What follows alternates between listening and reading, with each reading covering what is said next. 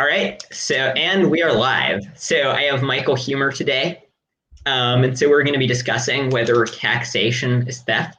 Michael Huemer takes the position that taxation is theft. I take the position that it is not theft.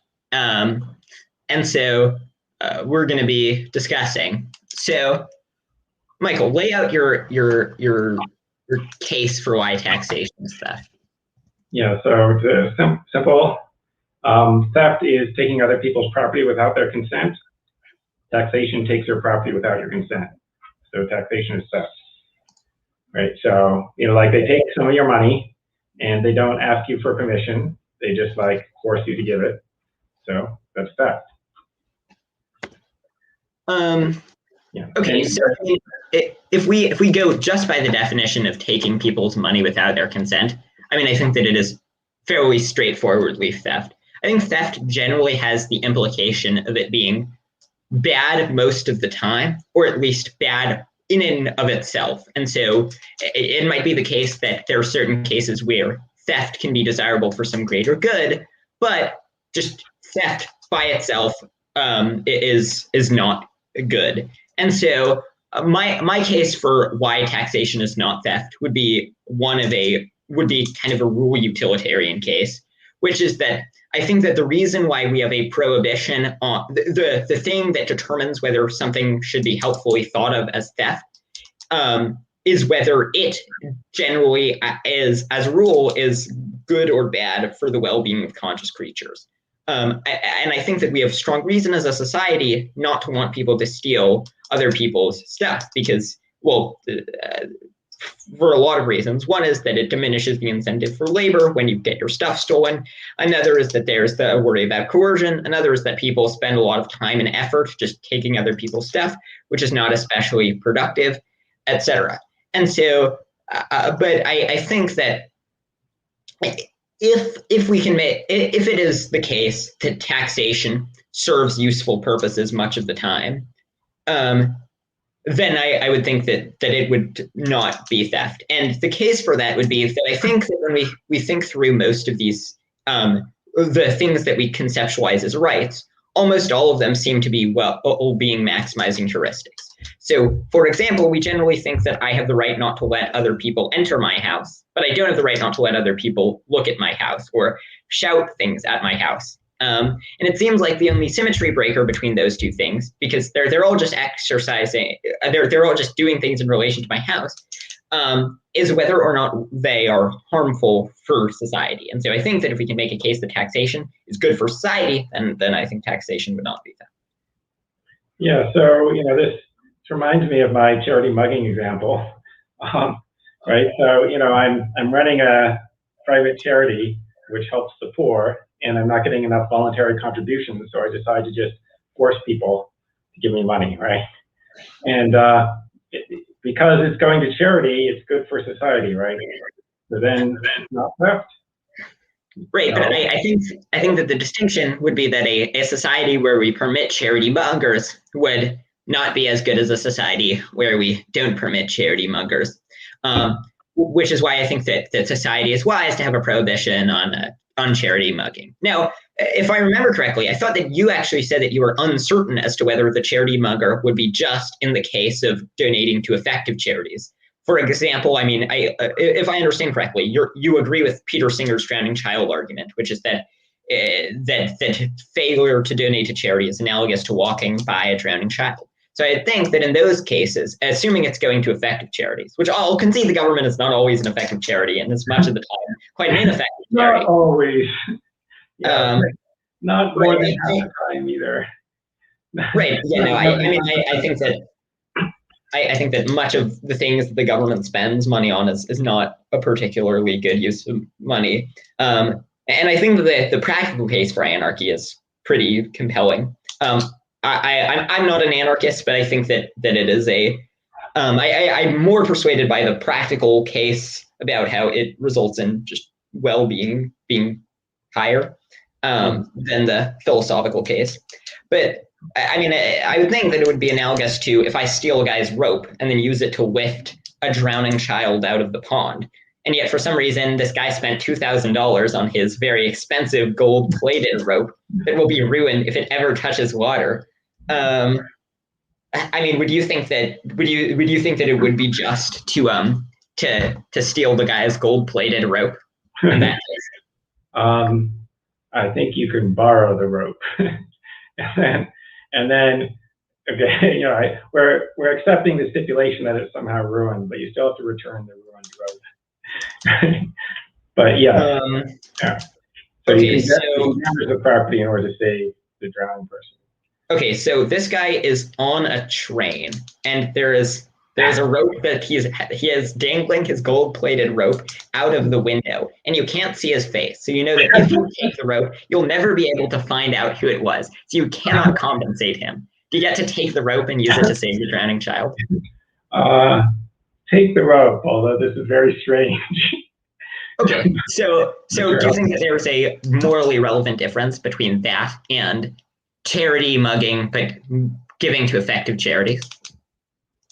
Yeah, I mean, you know, like some of these examples in ethics are difficult. You know, like, oh, well, what exactly is the difference? I don't know, but and most people's intuition is that I can't start a charity and then like force people to contribute, even if it's a good charity, right? Like even if it's helping people more than government social programs normally do, which, right? Right, but I think that most people's intuitions is that you can start a government.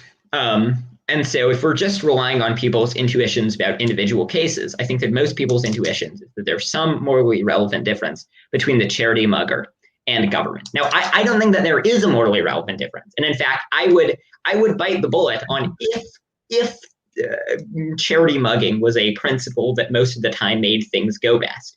If we had reason to suspect that the charity muggers would consistently donate to the Against Malaria Foundation, then I think that I would be okay. Well, I don't know if I would be okay with charity mugging in that case, because I mean, there's a lot of, you know, psychological harm and stuff from mugging. It's a terrifying experience.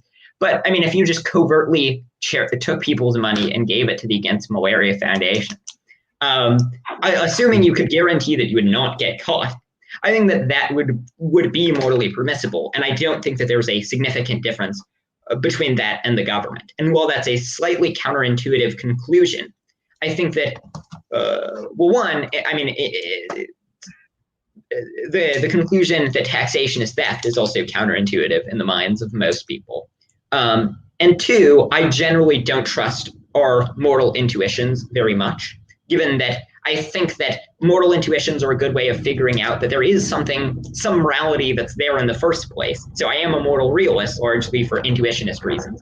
But I think that it's not especially helpful in individual cases, given that I think that our moral intuitions often conflict with each other and are subject to a whole host of biases and heuristics. So for example, people are much more sympathetic to donating to supporting government programs overseas if the program will help 1 million people in a country of 3 million than in a country of 100 million, which is obviously the number of extra people in the country who are not helped by the program should not matter at all to the question of whether or not the program is good or bad.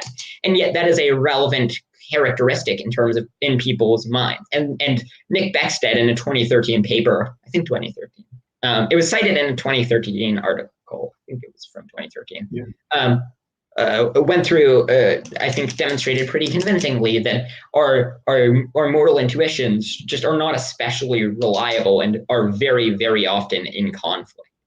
Yeah, so I mean, I don't know that article, but I don't know what you're planning on basing your ethics on if it's not intuition. Like, I don't know how this whole thing is going to work. And you know, that thing where you said, oh, the number of extra people in the country is obviously not morally relevant. That was an intuition also, right? Yeah, well, sure. So I think that I place less stock in our initial moral intuitions and more stock in the views that we reach upon reflective equilibrium. And so I think that, for example, in many cases, our initial moral intuitions conflict with utilitarianism. But then I think that upon reflective equilibrium, we generally find the utilitarian conclusion to be more palatable. To give one example, so are you familiar with the torture versus dust specks problem? I don't know about the dust specks. Okay, so then the question is, yeah, go ahead. So you have the option between preventing one person from being brutally tortured or preventing 6 with 4 factorial signs. In the original formulation, it was 6 with 4 up arrows and then, 3 and then 4 up arrows and then 3. But we'll just pretend that it's factorial signs for the purpose of the audience who likely does not know about like the up arrow, like Knuth's up arrow notation. Why did you just do a Googleplex? That's not big enough for you. Well, I mean, I think, sure, we can do Googleplex. I think that's big enough, right? Right. So it's Googleplex. So we can either prevent Googleplex people from getting small specks of dust in their eyes that are slightly irritating for 5 seconds. Yeah. Or we can prevent one person from being heinously tortured. So most of our immortal intuitions would say you should prevent the one person from being heinously tortured. And yet I think that I can make a pretty compelling case for why we should prevent the dust specks. And the case is, okay, so let's suppose that it's a choice between one person being brutally tortured or 2 people being brutally tortured, but slightly less brutally tortured. Yeah. So we would probably prefer the 2 people being slightly less brutally tortured. Well, what if it's 8 people being brutally tortured a little bit less than that? So we can keep bidding down the level of the torture and making it apply to more and more and more people until we get it down to the level of a dust speck. And in order for it to say that there's some categorical difference between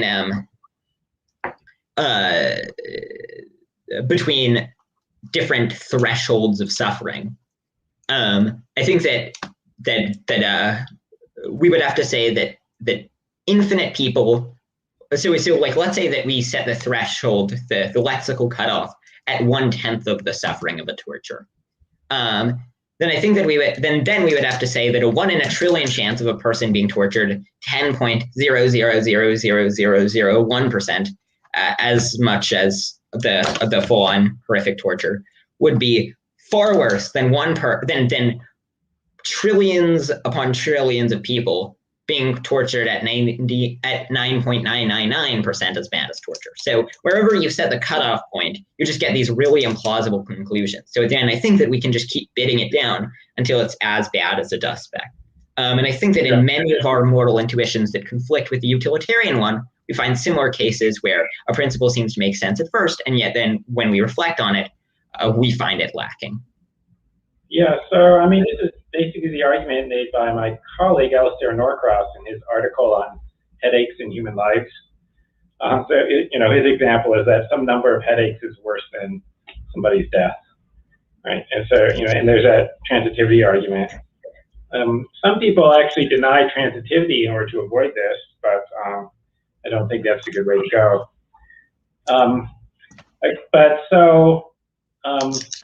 I mean, in that case, I think that there's a compelling argument for the conclusion. I think there's also like a pretty plausible error theory about why people are not good at judging the badness of like a Googleplex of dust specks, right? And actually, like when people give the example that when people try to draw out your intuitions, they sort of like adjust the features of the example to maximize your bias, so to speak. Right, so they make it so that the bad thing is maximally imaginable, right? Like it's easiest to imagine how bad it is, and they try to make it so that the large number of slightly bad things are hard to imagine, right? So like the badness of it is barely detectable, and then the number is a number that's too large for the human mind to comprehend, right? So that makes it hard to imagine the badness of that thing. So I think that there's a good explanation of why that intuition goes wrong. But I don't think that applies. Like that doesn't apply. You can't just like transfer that to other intuitions, right?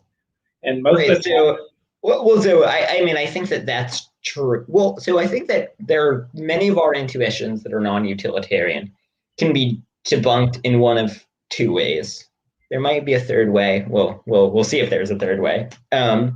So one of them is via evolution. So, or via, our normal cognitive processes. So for example, we're really bad at judging big numbers. And so when given the choice between Googleplex units of well-being or 10 to the power of Googleplex units of well-being, but only having a 1 in a billion chance of having 10 to the power of Googleplex units of well-being, most people would take the Googleplex units of well-being.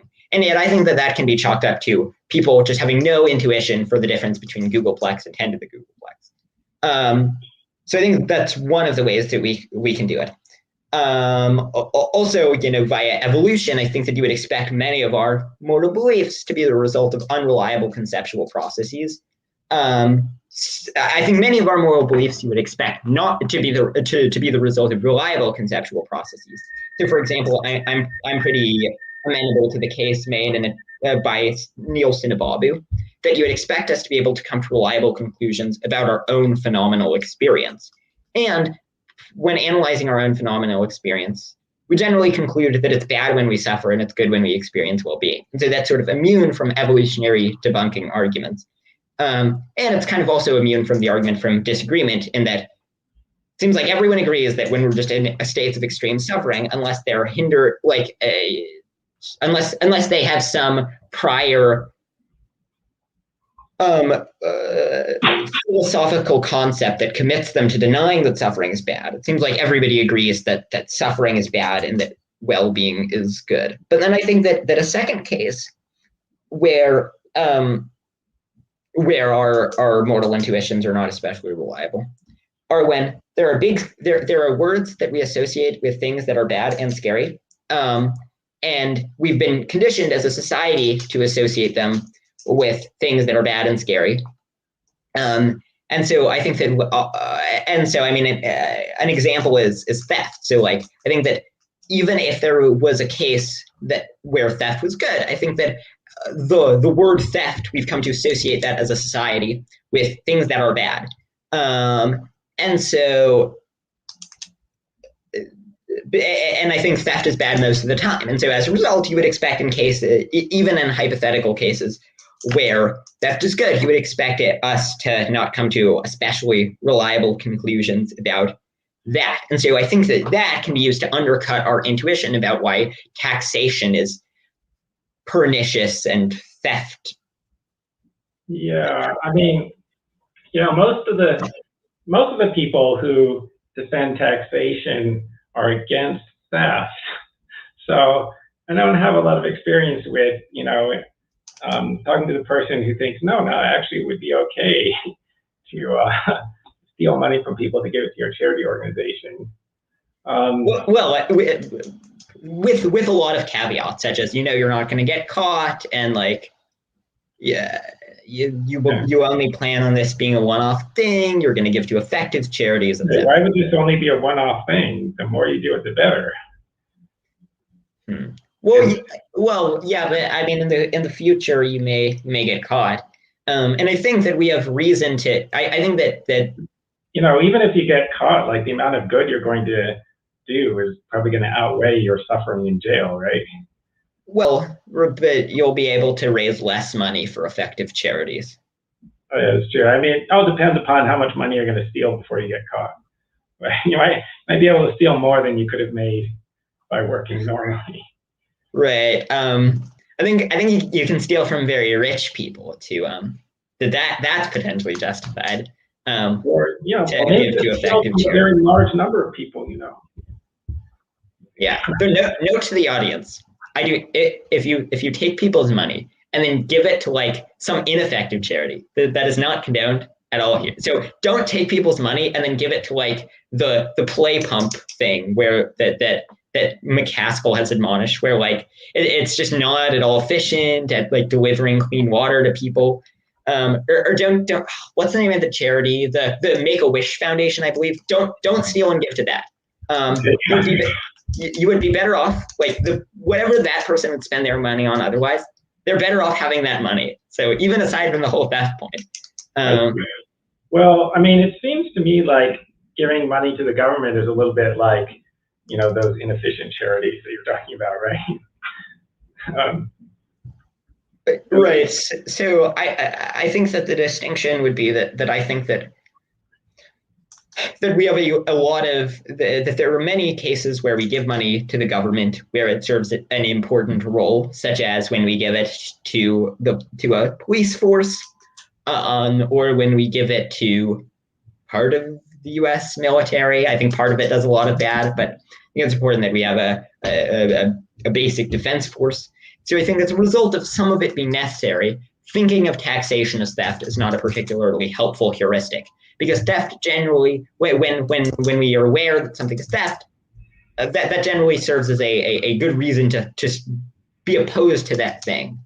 And yet I think that we have good reason to support taxation in many cases. Now, I think there are cases where we have reason not to support taxation, but I think that calling it theft is not a particularly effective way of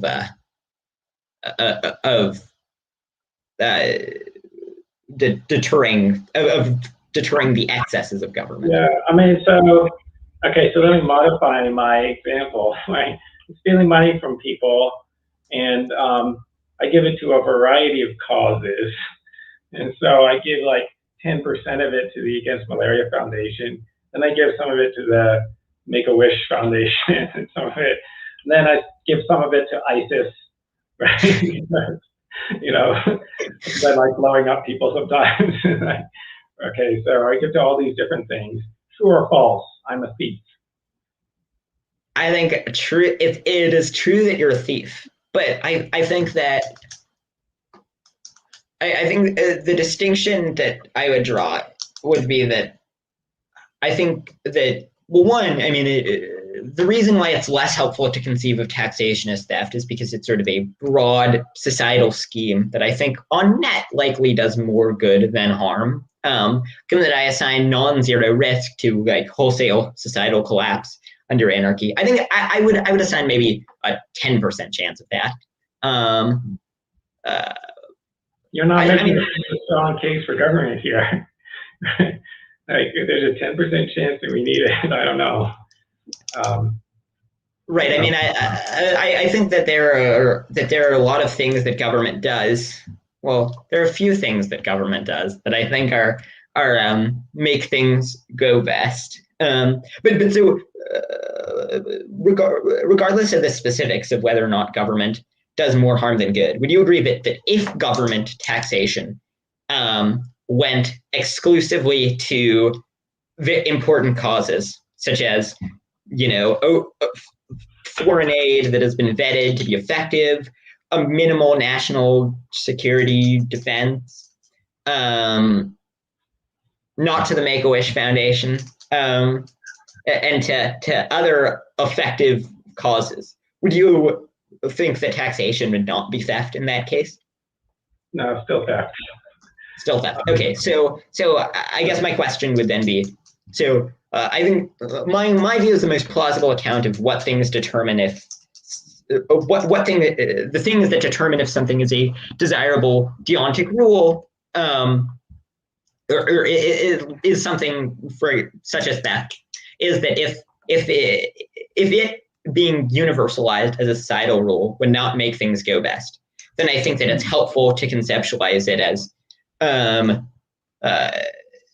theft, or some other category that has a connotation that strongly disparages it. So, and I mean, I think that's the only way to make sense of the things that we think ought to be protected as rights. So, we have the earlier example, I have the right not to let other people enter my house, but I don't have the right not to let other people look at my house.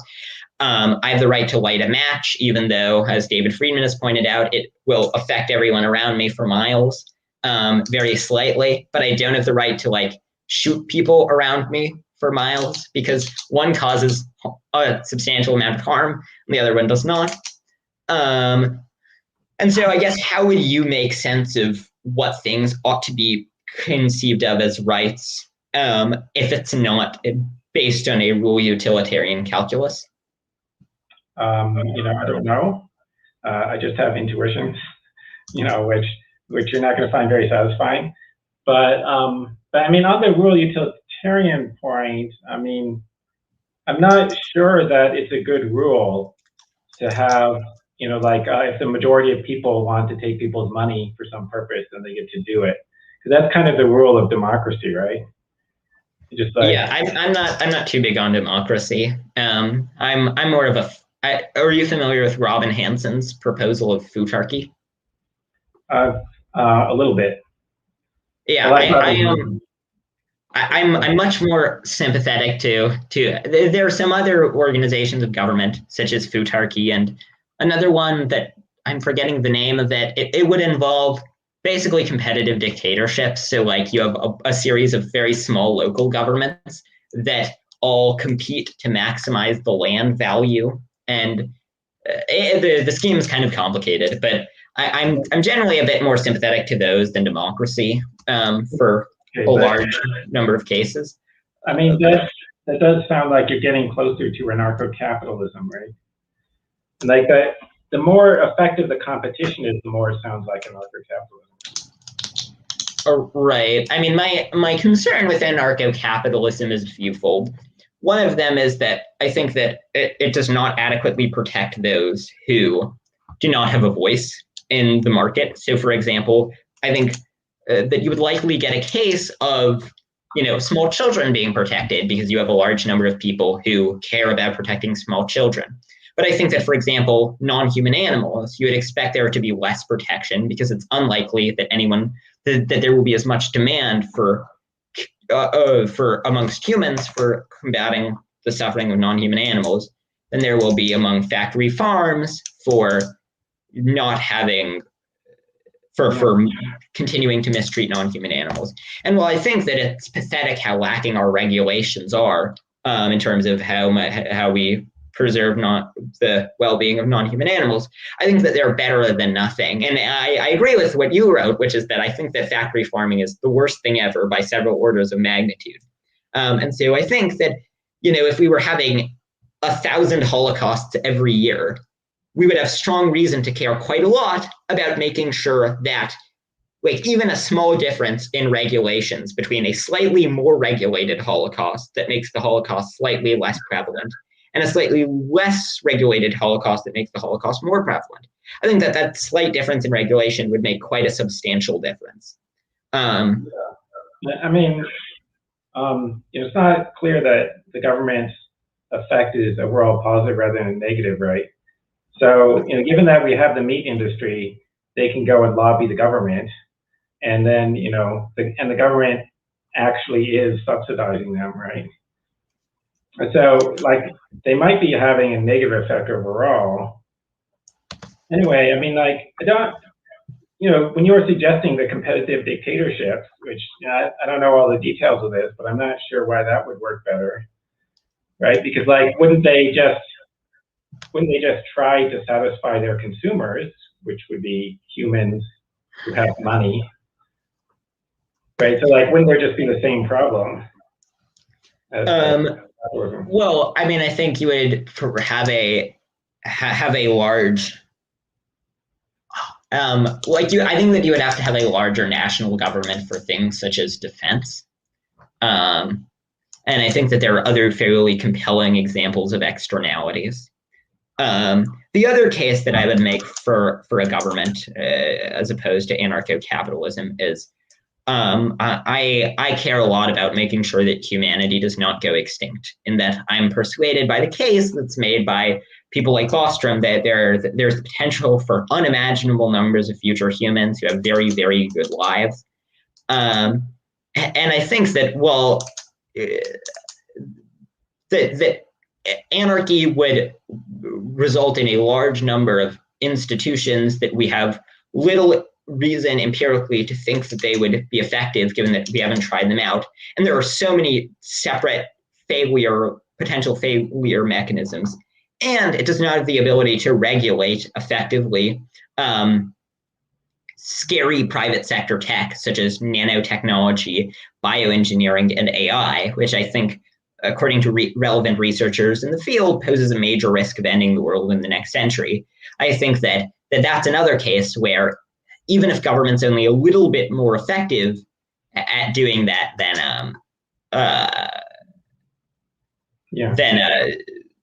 than an anarcho-capitalist scheme, I think that makes a huge difference given the just unfathomable amount of future value. Yeah, the existential risk might be the best argument for some kind of government, but it's not that compelling because it's not clear that the government is reducing rather than increasing existential risk. Right. So as of now, we have exactly one known technology that could destroy the human species, and it was created by the United States government and has been used to kill people by the United States government and no other organization. Right. I think that government is going to destroy the human species, and there's a pretty good chance it's going to be our government that does it. Right. Yeah. I assume you're not referring to swords here. You're referring to nuclear weapons. Yeah, nuclear weapons. Sorry, what was the other one? Well, so I think that. Oh, sorry. I said I assume you're not referring to swords. Swords, yeah, not swords. No. Yeah. So I think that I would agree that government would likely increase the risk of the world ending in a nuclear war. But I think that the greatest risks of the 21st century will not be nuclear weapons, which I think there's a fail-safe mechanism that works much of the time, which is mutually assured destruction. Both sides have an incentive not to use nukes, because if they do, they'll get wiped off the face of the earth. I think that a much scarier scenario is from sectors or technology that will be developed by the private sector, such as AI, bioengineering, and geoengineering. I think that with synthetic biology, it's plausible that terrorists will be able to make deadly smallpox, for example, in the laboratory. There have been cases of these deadly diseases escaping from scientific laboratories. So in, I believe, the 1950s, maybe, or 80s, I think, some year in the late 1900s. There was a case of smallpox escaping from a lab. And I think AI and bioengineering and nanotech pose similar risks, and those are not things that the risks come from government, but rather the risks come from private sector developed terrorists developing. Yeah, I mean, I want to say that the risk from government is not solely from nuclear weapons. That was an example, but we're constantly developing new technology. And actually, there's like huge funding for research and development in, the Defense Department of the U.S. As a matter of fact, the risks that you were just mentioning, the government is probably, working on those things. So we probably have people in the military working on AI systems for military purposes. And like if you're worried about AI killing a bunch of people, like I think a pretty reasonable scenario for how that happens is that it actually gets designed by a government to kill people because it's more efficient than having, human-controlled weapon systems, right? And similarly for biotechnology, like some government decides, we need a better weapon, right? Like, let's design a virus, like some Arab country decides, hey, can we engineer a virus that will attack Jews or something like that? Right. I think that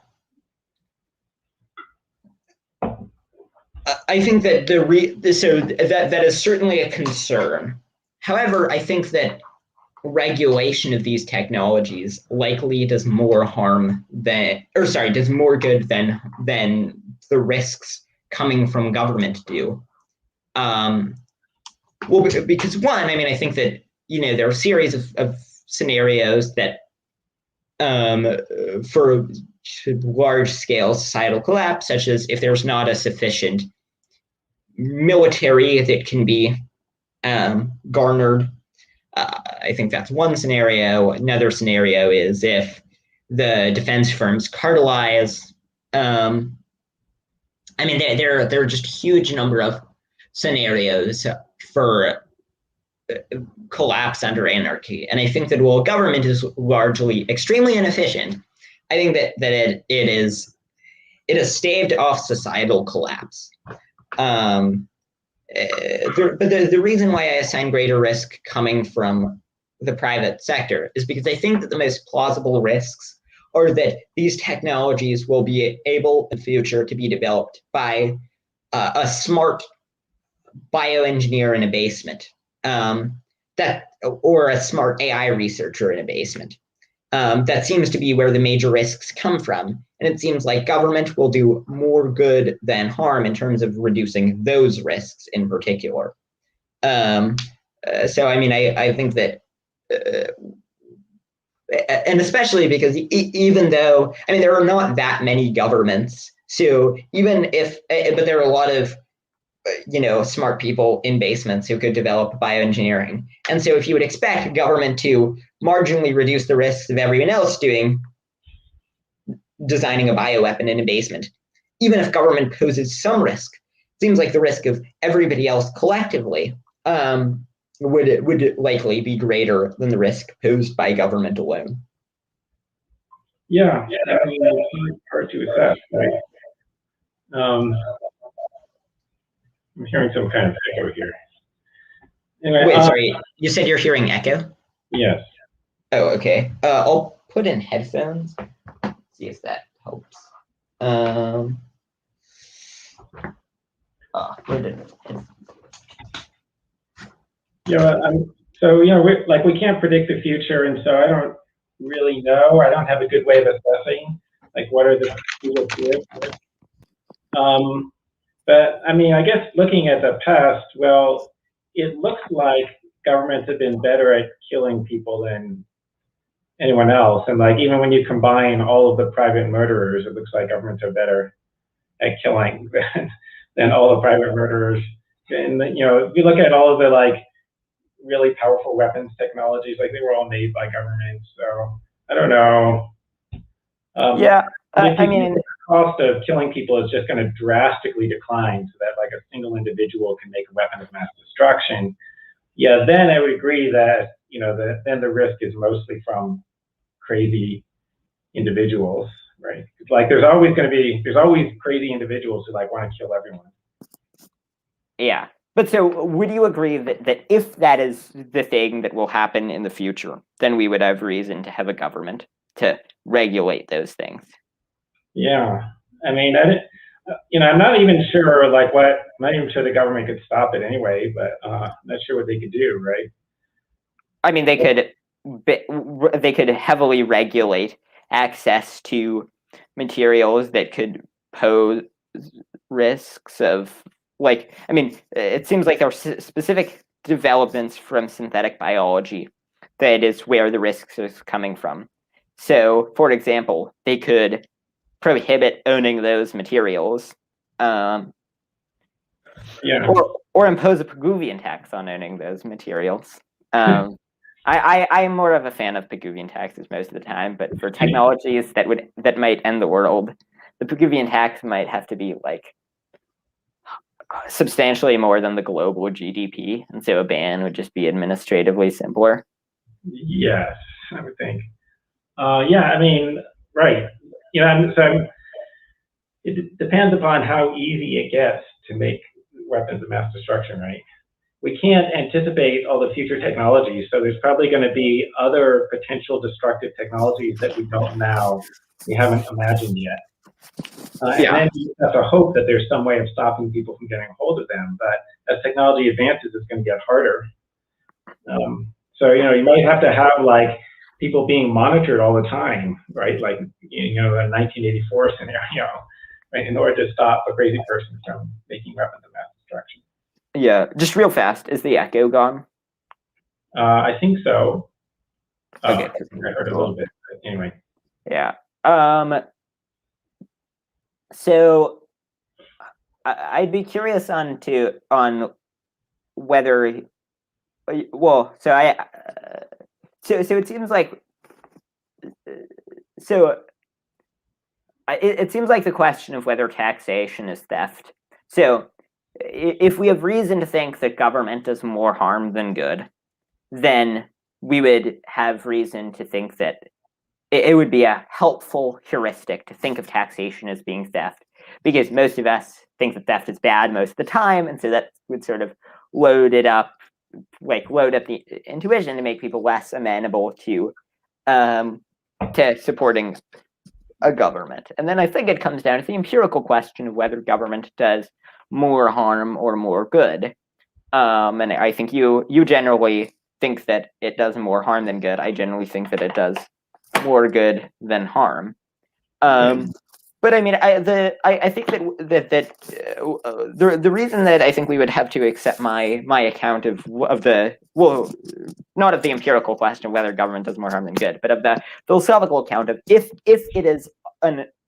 taxation makes things go best in the long term, then it's helpful not to think of it as theft, because I think that provides a very simple and clear mechanism for determining the things that we care about.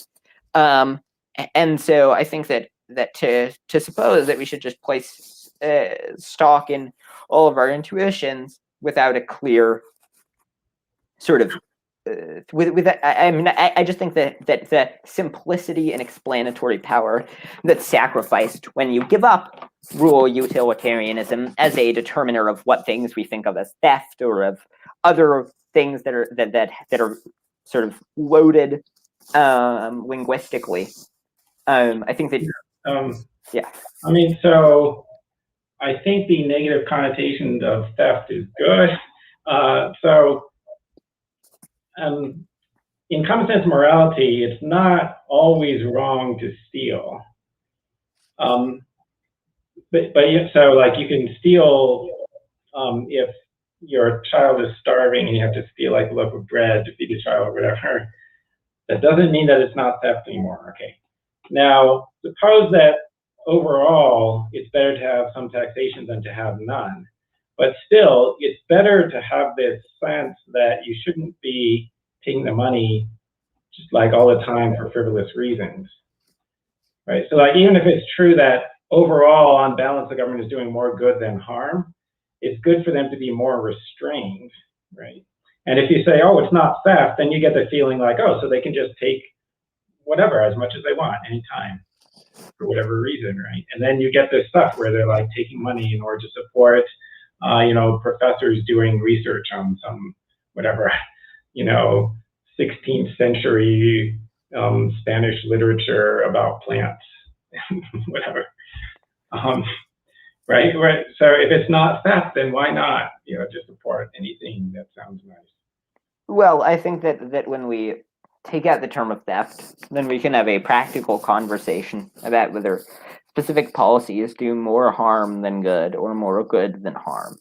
Now, I think that there's a compelling case to be made that much of the things that government does do more harm than good. I think it's useful to have a presumption against government programs. Like we shouldn't just approach them all neutrally, right? We should approach them from the standpoint of the person who advocates this has to prove that it's good. And part of the reason for that is just like most of the time it's not, right? And it's like most of the things that you can think of that the government could do or that people want it to do are not overall good. Right.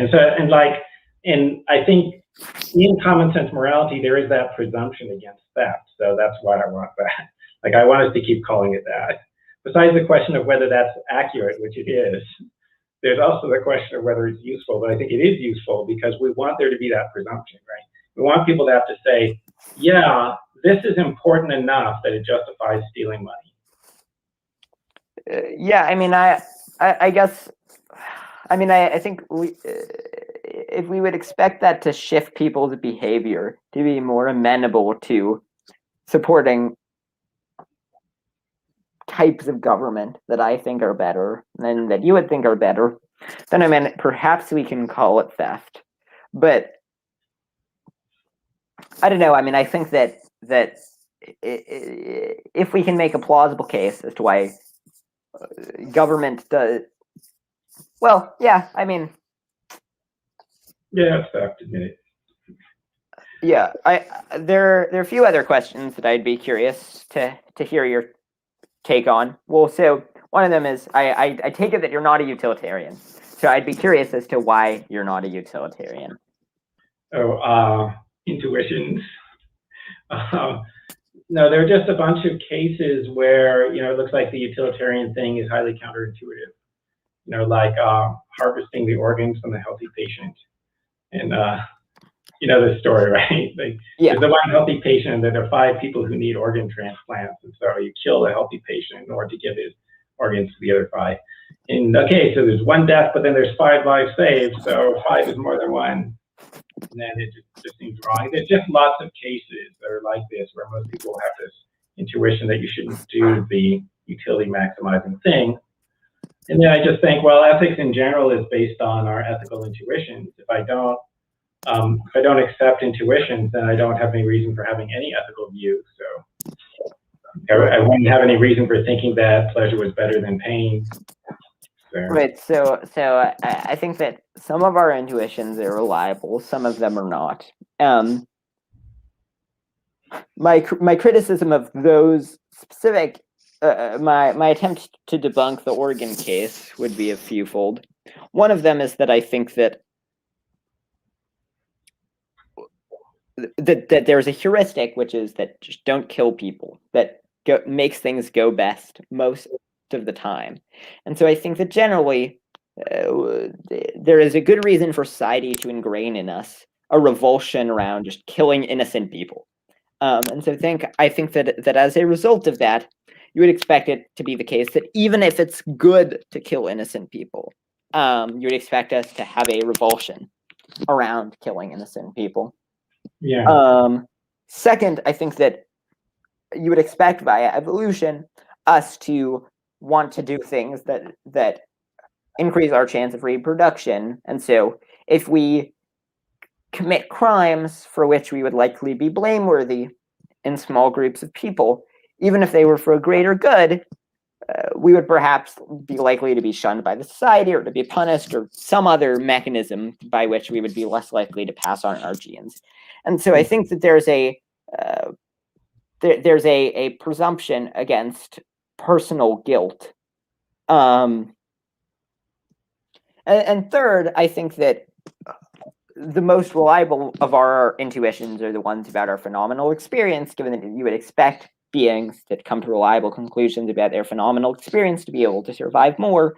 And so I think that the intuition that we have the most reason to accept are the ones about the goodness of well-being, the badness of suffering, and I think that we have reason to doubt our other intuitions. Yeah, I mean, that suffering is bad. I think like that's, one of the least controversial. So like that's one of the most certain ethical intuitions. Like I agree on that, but I don't completely discount all the other intuitions. About why do we have this intuition about the organ harvesting? I mean, the things that you said would kind of apply to cases of killing in general, right? So like it would apply to turning the trolley and the trolley problem. But actually most people's intuition is that you should turn the trolley, which I generally agree with.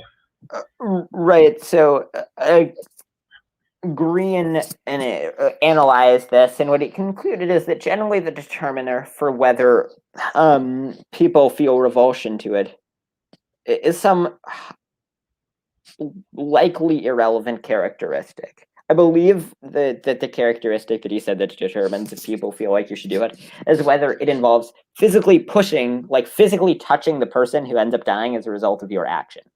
Seems false, right? So let's say, you have a long stick and you you push the guy off the bridge with the stick so you don't have to touch him. That's still wrong, right?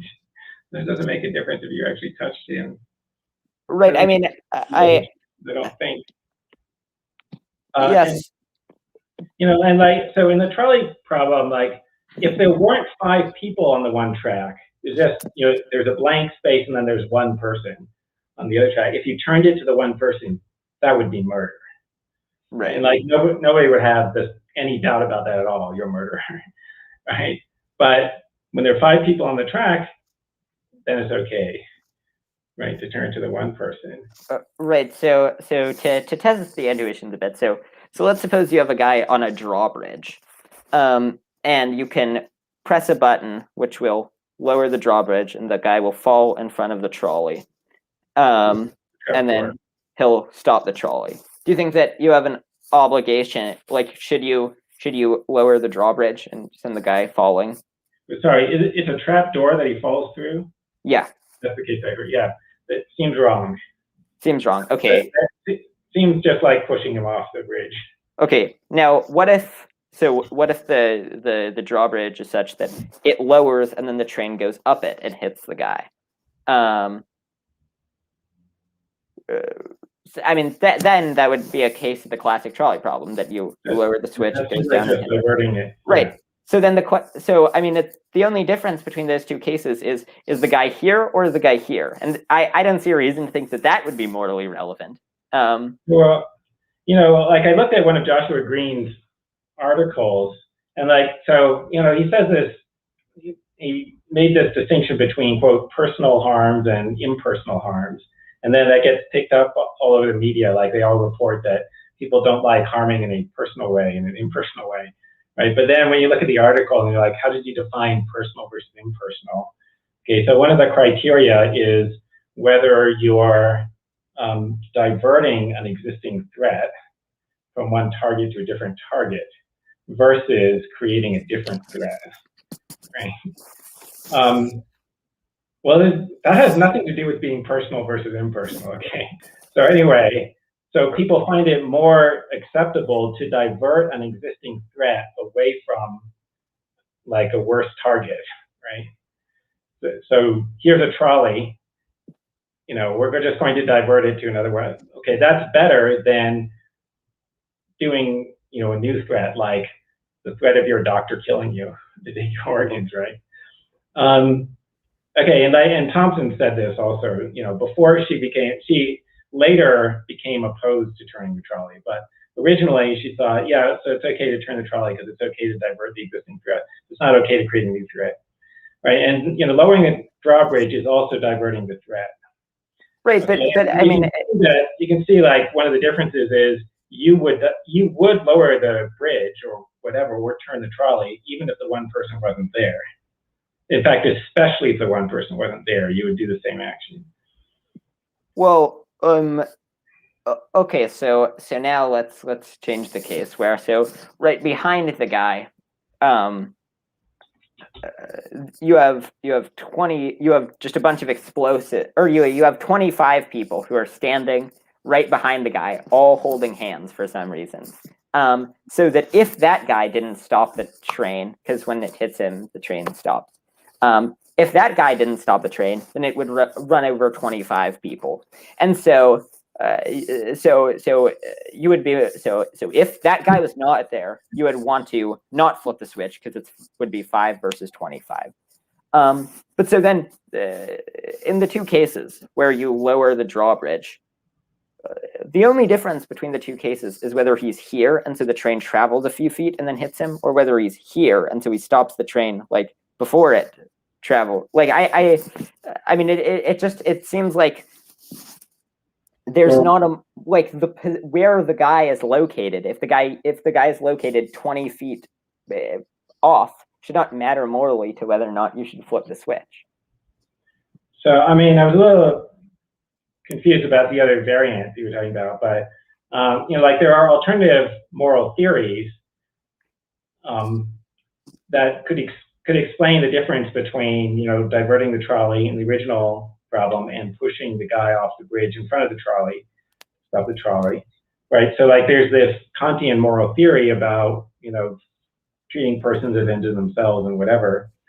And pushing the guy in front of the trolley is using the person as a means to benefit other people. But diverting the trolley is not using the person as a means, because actually you wish the one person wasn't even there, right? So it can't be said that you're using him as a means to save the 5 or whatever. Okay, you don't like this other moral theory, but anyway. Right. Yeah, so that's why I added in the 25 people. So go back to the original trolley problem for a second. So you can, it's going towards 5 people. You can flip the switch, and then it'll run over one person, and then after it runs over that one person, it will stop. if it didn't stop, as that guy is just the only guy who can stop it. He's just wearing this really heavy backpack where like it will just immediately stop the train. But if the guy were not there, then it would run over 25 people who are standing behind him. So you are using him as a means by flipping the switch to prevent those 25 people from dying. Because if he were not there, most of us would have the intuition that you should not flip the switch. That you should not flip the switch, because if a train's going towards 5 people, you should not flip the switch so that it runs over 25 people. And so you are in some sense using him as a means, because if he were not there, you would be opposed to flipping the switch. So in that case, would your view on the trolley problem change? Well, wait, is the what? So you're saying the one person is a means to saving the 25, but is he a means to saving the 5, which is what you're trying to say, right? Well, you're also trying to save the 25. But I mean, the 25 were not originally in danger. So what's going to happen, let's say you turn the trolley, the 5 people get saved. Like the 25 weren't in danger if you weren't there to begin with. So, right. And you could say the one guy is helping you. Well, he's helping you to save the 5 because you wouldn't turn the trolley if you weren't there, right? Right. That's true. If you take Compton's description of diverting a threat versus creating a new threat, which is this. This is diverting a threat still, right?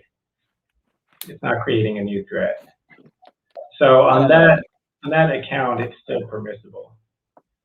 Well, okay, but so then if it's just about diverting versus creating a new threat, so what if it was you could flip the switch and it would run over 25 people? So just ignore the guy. So now a train's barreling towards 5 people, and you can flip the switch and it would run over 25 people instead. You are just diverting the original threat, and yet it seems like the theory is not retarded. The theory is not anytime you divert a threat, it's not that you can divert from a smaller to a larger target. No, you can divert from a larger group of victims to a smaller group of victims. Right. So I mean, I don't find Kant's mere means principle to be especially compelling. I agree with what Parfit said about it, which is I think that there are some very compelling counterexamples. So, for example, if you have an egoist who saves the life of a child just to get money and fame, the egoist seems clearly to be acting correctly morally. The world seems definitely to be better as a result of the egoist having saved the life of the child, even though the egoist was acting for immoral reasons. Yeah. I mean, Kant specifically has some weird things where it looks like he thinks all that really matters is the moral worth of actions, and the moral worth is completely determined by your motive or something like this. So I guess the Kantian view is, oh, that was bad. He did that. Or I guess that would be Kant's view, maybe. I think there could be more sophisticated Kantians who would not say that. So I think there could be a more sophisticated view that says, well, there was justification for that action. There was justification for it because you could give a justification that didn't appeal to, or that didn't require using him as a mere means. You could give a correct justification that would treat him as an end, and that makes the action justified. Yeah, I like Parfit's response to that as well, which is that principle exposes you to you can justify with any action. It would be possible to make a rule that could be universalized. That would just be a very, very specific rule to justify any of those things. So, for example, if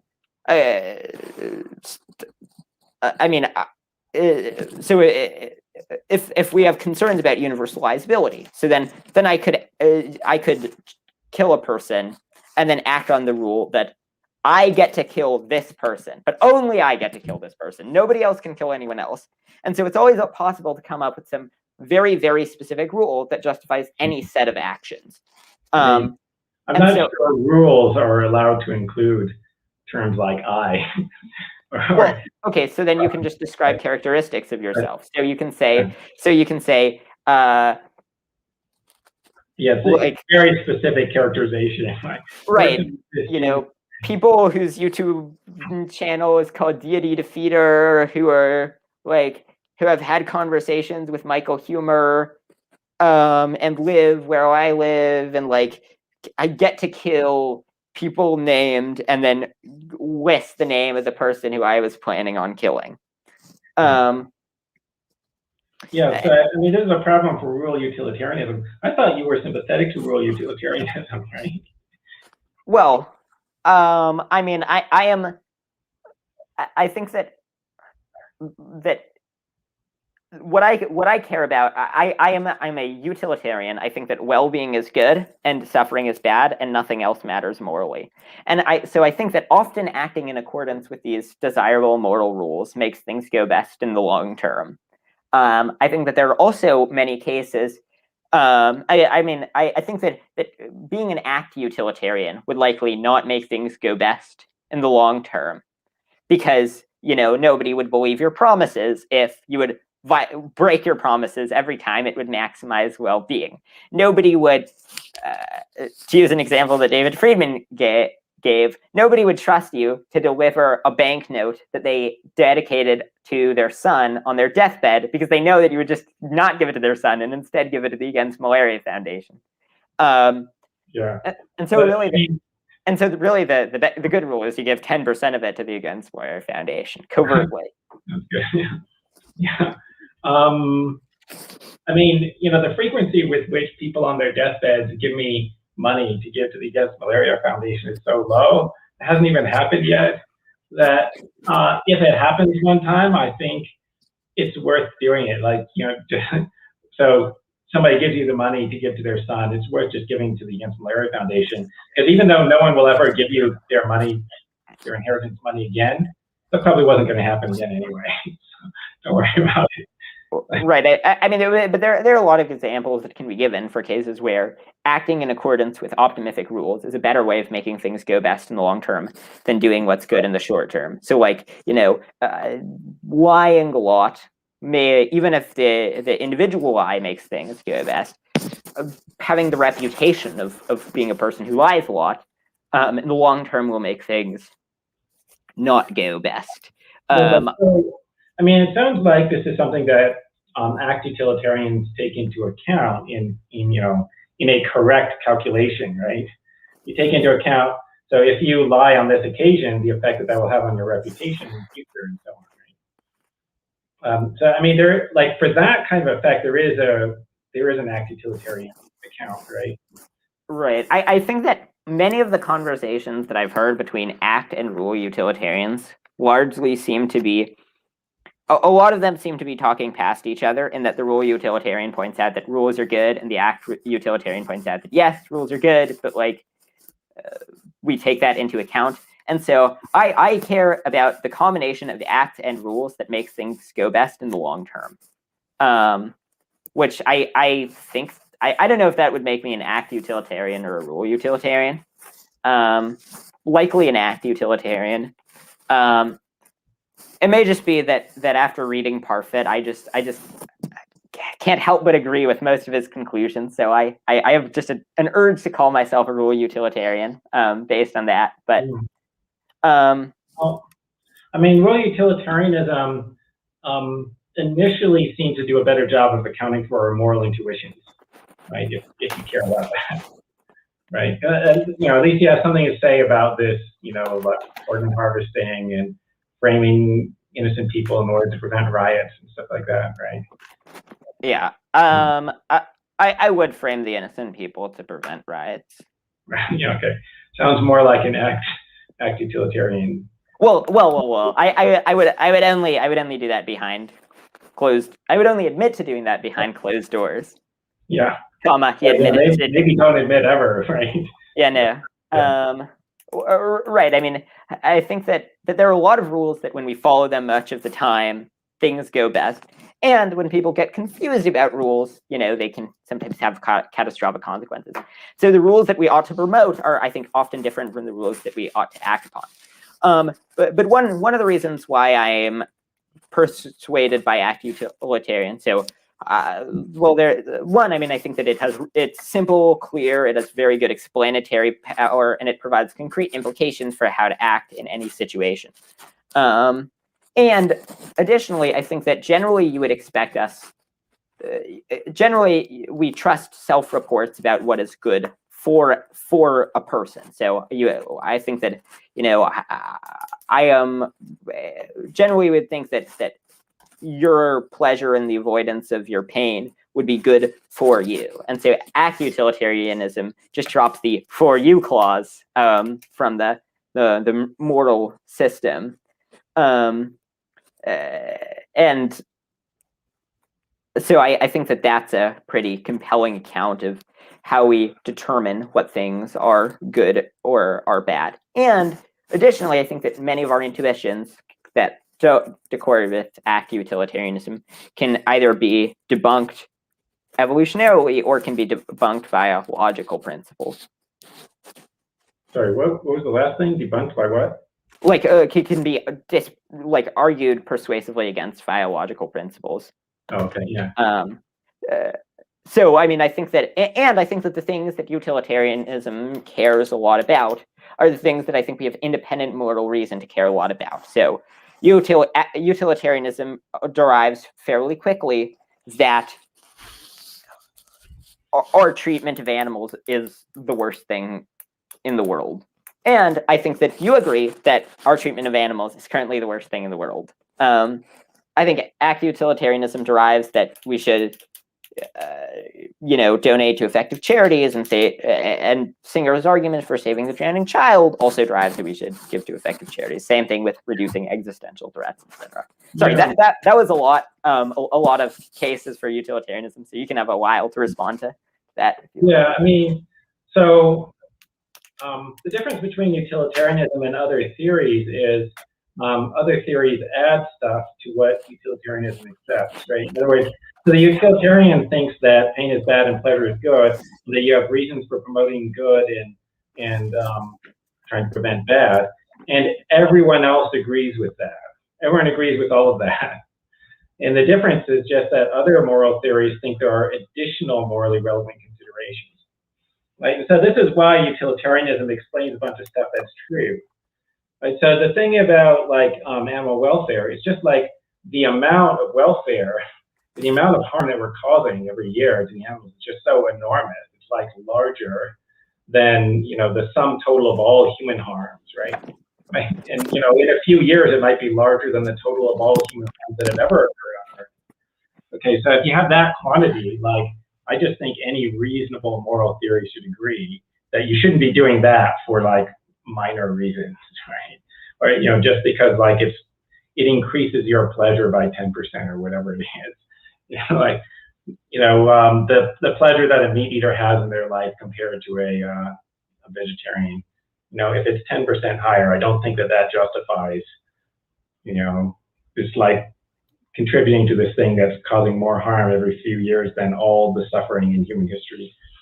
So anyway, and in even on deontological theories, there isn't any even if you accept these other moral considerations that deontologists believe in, they also still don't justify this, right? If you believe in rights, well, that only makes it worse. Right? The only effect that believing in rights could have is, now you might be violating their rights in addition to causing a lot of harm, right? In addition to all the suffering. And so, right. So, what's your view? Just out of curiosity, what's your view of normative ethics? So, I know that you're a meta-ethical realist, but I mean, it seems like you're sort of pluralist. That you think that we have reasons to care about rights, we have reasons to care about utility, and then also maybe virtue. I don't know. I haven't heard you say anything about virtue so far. Yeah, we should care about virtue too. I mean, yeah, so I guess I'm a deontological pluralist like W.D. Ross. So, there are different kinds of moral considerations, and they could be weighed against each other. And, so there's utility considerations, and there's no limit to how strong they can be, because there's no limit to how much utility can be caused by an action. Rights could be outweighed if there's sufficiently large consequences. Right, but they're not just like automatically outweighed by larger consequences, right? And why I hold this view is basically sort of by default, right? Because it's closest to our intuitions, and like I don't feel like I have strong enough reason to give up those intuitions. Yeah. So, I mean the thing is, I think that the case that I would make against deontology first would be that I think that there's no way to make, I mean, it's the case I gave before, that there's just no way to make sense of any of the deontic things that we care about, except in the light of well-being, maximizing heuristics. And I think that when we change the rights to be thing, that when we change, like, I mean, I think that this is an argument that's been made by Cass Sunstein, but what we think of as rights are really just very arbitrary bundles of things that we can do with property. So, I mean, like, I have the ability to, smoke, but I don't. Well, I don't. I'm below the age of 21, or do I have the desire to? But you have the ability. Right. Not legal, but you have the ability. Right. Well, but I mean, a person above the age of 21, they have the right to, like, they have smoking is actually a bad example. You have the right to pollute, to a small degree. Whenever you exhale, that results in a small amount of pollution. But you would not have the right to just fire up if there was something that produced enough pollution to kill millions of people at minimal benefit to yourself, then you would obviously not have the right to do it. I mean, the earlier house example, I can make it so that other people cannot enter my house. I can't make it so that other people cannot look at my house. But I mean, if it were the case that whenever anyone looked at my house, that it was just a common experience, that if people looked carefully at your house, you just experienced immense agony, then I think that we would give you the legal right not to let other people stare intently at your house. And so I think that all of these are just these arbitrary bundles of things we can do with property that can only make sense in light of well-being maximizing heuristics. Yeah, I mean, like, two parts of that description are intention, right? You said they're arbitrary bundles of things, but then you said they could be made sense of in terms of well-being maximizing heuristics. Well, they are. I guess they are arbitrary on other accounts. That there's no way to make, like, they're these just sort of strange bundle of rights of things we get to do with property, or with our own bodies, that only make sense in the light of well-being maximizing heuristics. Well, I mean, I think it's generally agreed among rights theorists that rights have something to do with your well-being, right? Like, the stuff that you have rights to has something to do with protecting your interests. But it's not a purely consequentialist view, right? So, I mean, the importance of your right to X depends upon your interest in X, and like the role that X plays in protecting the rest of your interests, or something like that, right? The people who say that you have a right to own a gun, they argue that you need this to defend your life from criminals or whoever. And also you have a right to own a pencil, but that's not so important. But you have a right, but you have a small right to own a pencil, which is easier to outweigh. But anyway, right. But I mean, if you're saying that that your rights are that your rights are linked to well-being, then that doesn't seem to differ very much from, or at all, from rule consequentialism.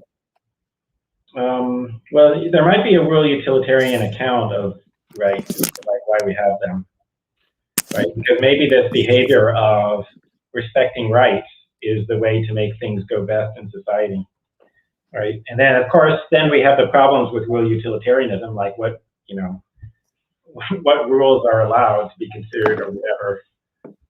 But I mean, I think there's some plausibility to that.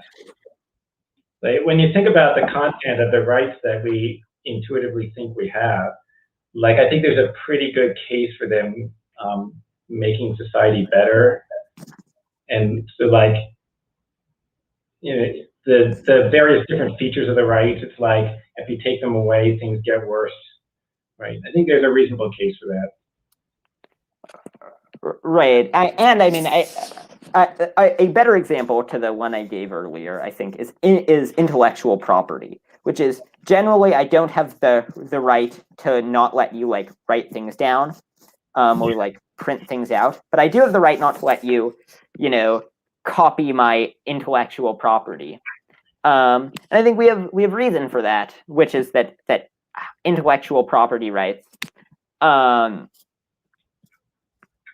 make things go best in the long term. The thing is, I think that if all of these rights can be chalked up to these well-being maximizing heuristics that make things go best most of the time, then I think it's simpler to just accept rule utilitarianism. And then I think that if we're accepting rule utilitarianism, then one rule that we can get is you can break the other rules in cases where you're sure that it will maximize well-being and won't have spillover harms. And so I think that allows you to get to act utilitarianism. Yeah, but I mean, that's the problem, right? Like, that's an objection to rule utilitarianism. So, I mean, obviously the rule utilitarian cannot allow a rule that says, like, maximize utility. Like that, whatever, there has to be some account of like what rules you're allowed to consider. So, you're trying to pick the rules that maximize welfare or something, but there's got to be some limitation on what propositions can count as rules. And clearly, act utilitarianism itself can't be counted as one of the rules. Now, I don't know what the rationale is going to be. Like, the rule utilitarian has to give some story about what rules are allowed, but it has to come out that act utilitarianism isn't allowed. And also that you're not allowed to have in the content of a rule an exception for if breaking the rule maximizes utility, right? You can have exceptions for other conditions, but it can't just be for maximizing utility. Otherwise, there's no difference between the two views. And that's what you want. Like, you want it to collapse into act utilitarianism, but that's sort of like defeats the point of introducing real utilitarianism in the first place. Right. I mean, I think that you can have an account where you say that if we break the rules willy-nilly for short-term utility increases, that won't make things go best. And so there needs to be fairly considerable act utilitarian.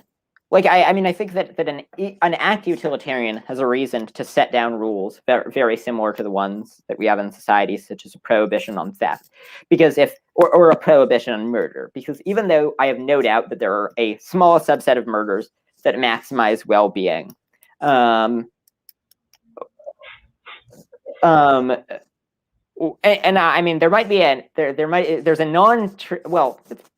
I give maybe a 5% chance that the average murder is good if people eat meat and so contribute to more suffering from a purely act utilitarian standpoint. But I don't find that very plausible. Well, yeah. Right. So I think that act utilitarians have a reason to give very similar to mortal rules to the ones that we have in society today. And And it seems like if we assume that given how simple and how good the explanatory power is of act utilitarianism, that if we just start throwing in virtues and rights, and then we have all these sort of arbitrary bundle of rights that seem to be linked to well-being in some way, just seems to sacrifice so much theoretical elegance for very little explanatory power. Given that I think all of the heuristics, we have reason to accept them on act utilitarianism. Yeah, I mean, it depends upon how strongly you feel about the counterexamples to utilitarianism, right? I mean, I'm not that impressed with utilitarianism. Well, okay,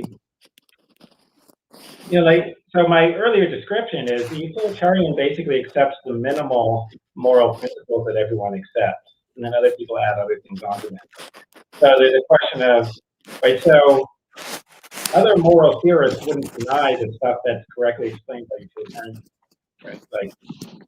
Don't torture people for trivial reasons. We agree, I agree with the utilitarians that pain is bad and you shouldn't cause a lot of bad things for the sake of something that's not of much less value, right?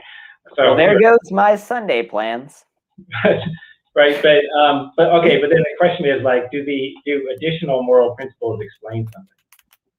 Yeah, introducing rights, does that explain something? Yeah, it explains why you can't frame an innocent person to prevent riots. They're going to cause more harm. Widespread intuition. So, that's part of the data of ethics that needs to be explained. Okay, and so I'm not super impressed by appealing to simplicity. Utilitarianism is simpler. That's true. I mean, you can always have a simpler theory by not accommodating some of the data. Right. Here's another case for utilitarianism. This argument I think is unique to me. So the argument is basically that if you think that there are certain things other than well-being that matter, so if we want to determine what things matter morally, then we should remove those things from the world and see if the world would still matter. And so I think that if you remove all well-being and suffering from the world, it seems like things would stop mattering. And yet, I think that a world where there is well-being and suffering, but there is not the things that are required for deontology or for virtue ethics, would still definitely matter a great deal. So, for example, a world where you have causally inert plants, where they cannot influence the world in any way, but they have the capacity for suffering. It seems like that world has that things matter in that world, and so that given there's no possibility of virtue because the plants cannot act, and there's no possibility of violating rights because the plants.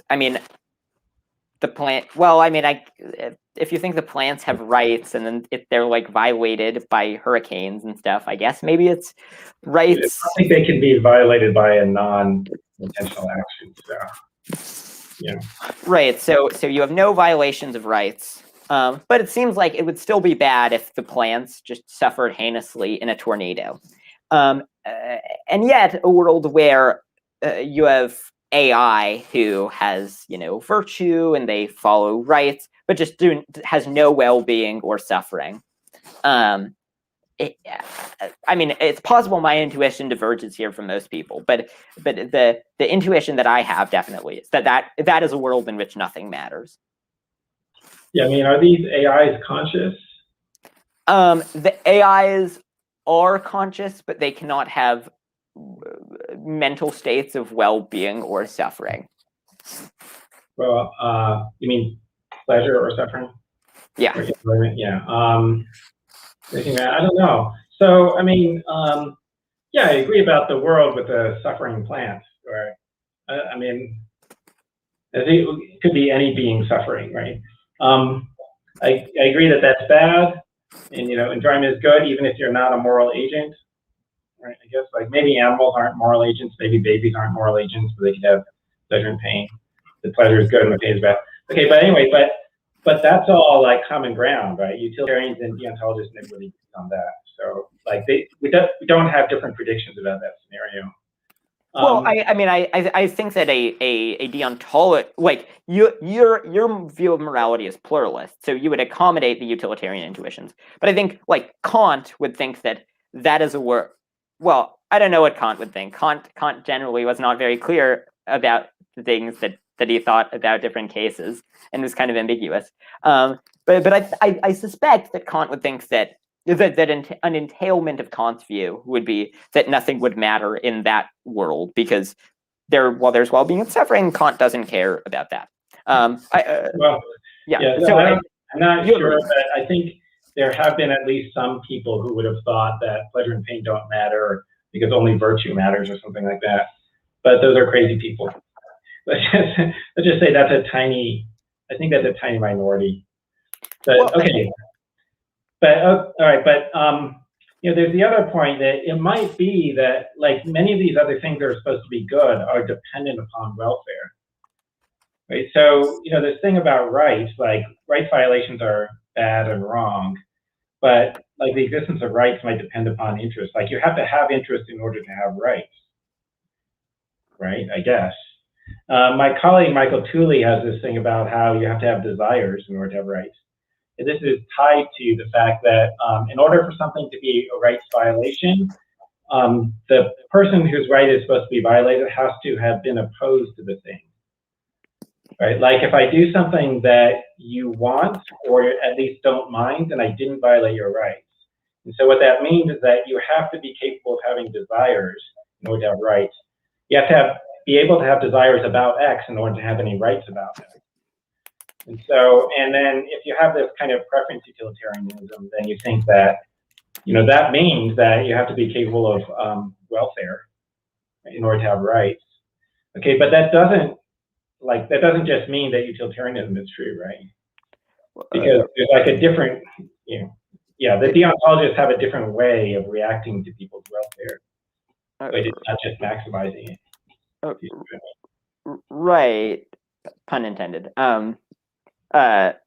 So I think that, so I am not a preference utilitarian. I think that there are certain desires that we have reasons to care about, and there are certain desires that we don't have reasons to care about. So are you familiar with Parfit's Future Tuesday Indifferent Person? Yeah.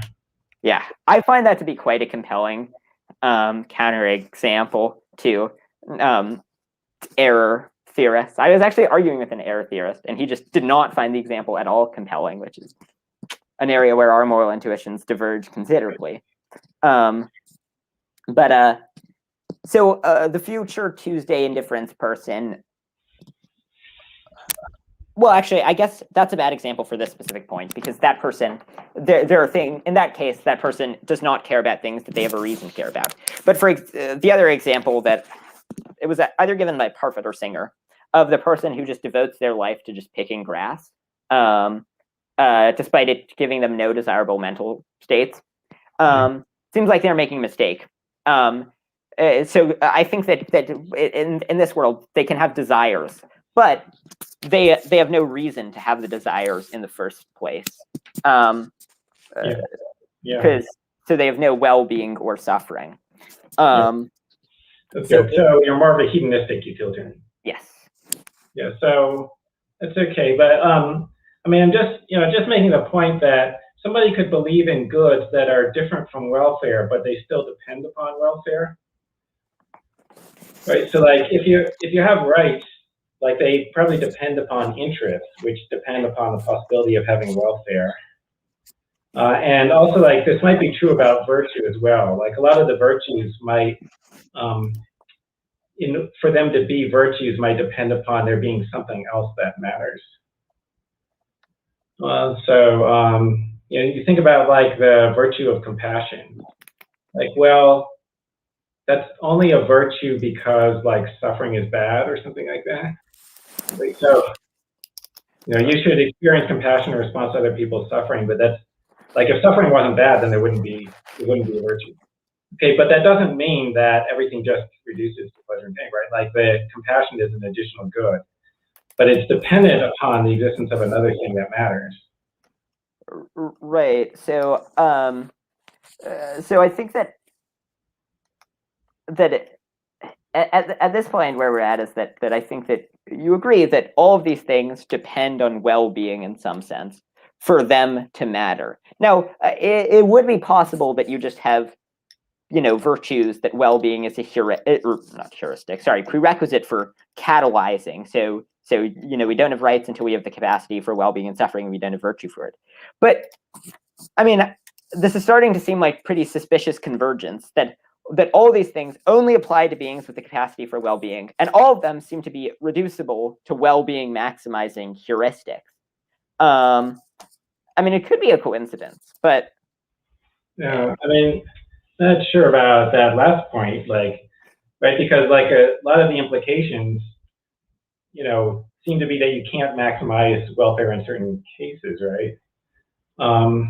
Right, but I mean that's not incompatible with it being a well-being maximizing heuristic. So I mean you can have a heuristic to simplify complex cases that will sometimes lead you to the wrong answer. Yeah.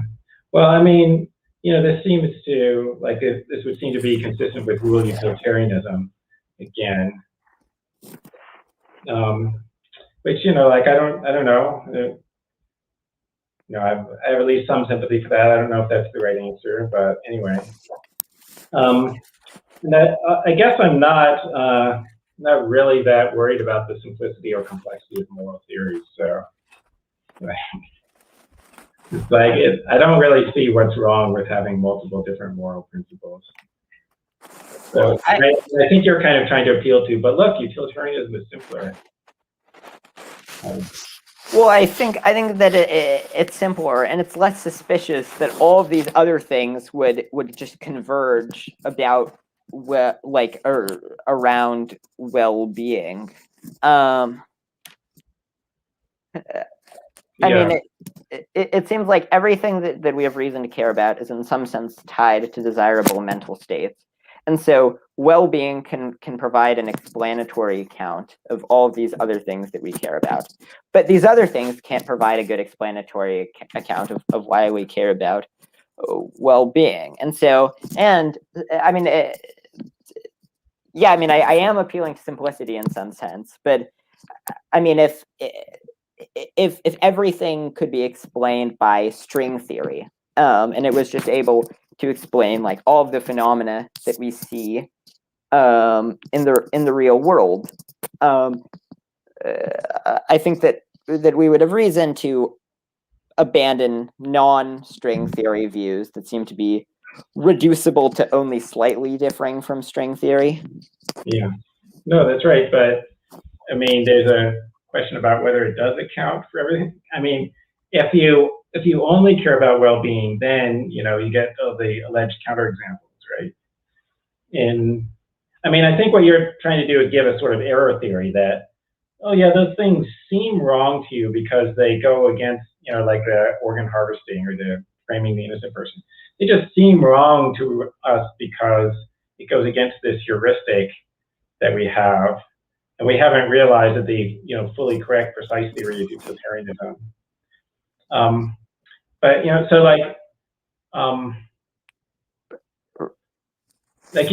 might have a theory that sort of explains why people have the intuitions they have, but I want a theory that explains the moral facts, right? That is, or what I take to be the moral facts. So I want the theory to explain why it's wrong to harvest the organs from the healthy patient, not just explain why people think that it's wrong. You see what I mean? Well, right. So, but if I can give you an explanatory, the thing is, I think that most that are non-utilitarian intuitions can almost always be evolutionarily debunked. So, I mean, it seems like the organ harvesting case, it seems like they almost all hinge on either a case where it's about where it's a case of personal guilt, where you don't want blood on your hands, so you don't want to be the one to harvest the organs, where it involves deciding whether an individual ought to take a certain action that we as a society associate with bad things. It seems like they're either reducible to that or with just other well-known cognitive biases. So like Nozick's utility monster. I think that that's not a compelling example at all, because obviously we have no ability to conceptualize what the heck it's like to be a utility monster. And I think that most people consider them utility monsters compared to insects. No, I think that we should care more about insects than we do currently. We're not sure if they're sentient, but they might be, and yeah. But yeah, I think there can be some successful debunking arguments, but I guess I think I'm more demanding of debunking. So okay, so I give you an example of something I think is a successful evolutionary debunking argument.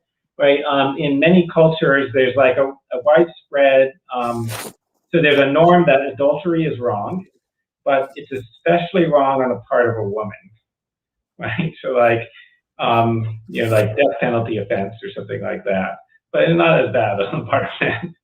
It's like, I think there's totally an evolutionary debunking of that, right? And then it's tied to this, wider norm that sexual promiscuity is bad on the part of a woman, but it's awesome on the part of a man. Like there's totally a debunking for that, right? And it has to do with, the sort of different reproductive strategies, right? And the fact that women can only reproduce once per 9 months and men can reproduce any number of times, okay? And also the fact that when a child is born, everybody knows who the mother is, but there could be doubt about who the father is. And so that's part of why people are more upset about adultery by women, because it causes uncertainty about parentage, right? But adultery by men doesn't cause uncertainty on the part of the woman who has the child about who the parent is. Anyway, okay, but so there's all this stuff, and I think that's pretty persuasive, but partly because even when you just say the norm, it strikes people as bizarre, right? Even though most people's feelings are in accordance with the norm, when you describe it, most people immediately see there's something weird about this. Like, why is it good for men to sleep around, but bad for women? That's weird. Anyway, but then also there's this evolutionary story that I think is very specific, right? And it predicts that specific thing. And there's no way of modifying the evolutionary story so that it predicts the opposite, right? Like there's no way to have an evolutionary explanation of why, people would support promiscuity for women instead, right? Okay, whatever. But I don't see that kind of persuasive debunking explanations for a whole bunch of other norms, right? So you have the thing about why it's okay to turn the trolley, but it's not okay to harvest the organs. I don't see a persuasive evolutionary explanation for that, right? That's weird. And if somebody just told you the theory of evolution, and then you just try to predict what norms people have, you're totally not going to predict the ones that we have. You can sort of try to rationalize it, reverse engineer an explanation, but you definitely wouldn't predict what we have.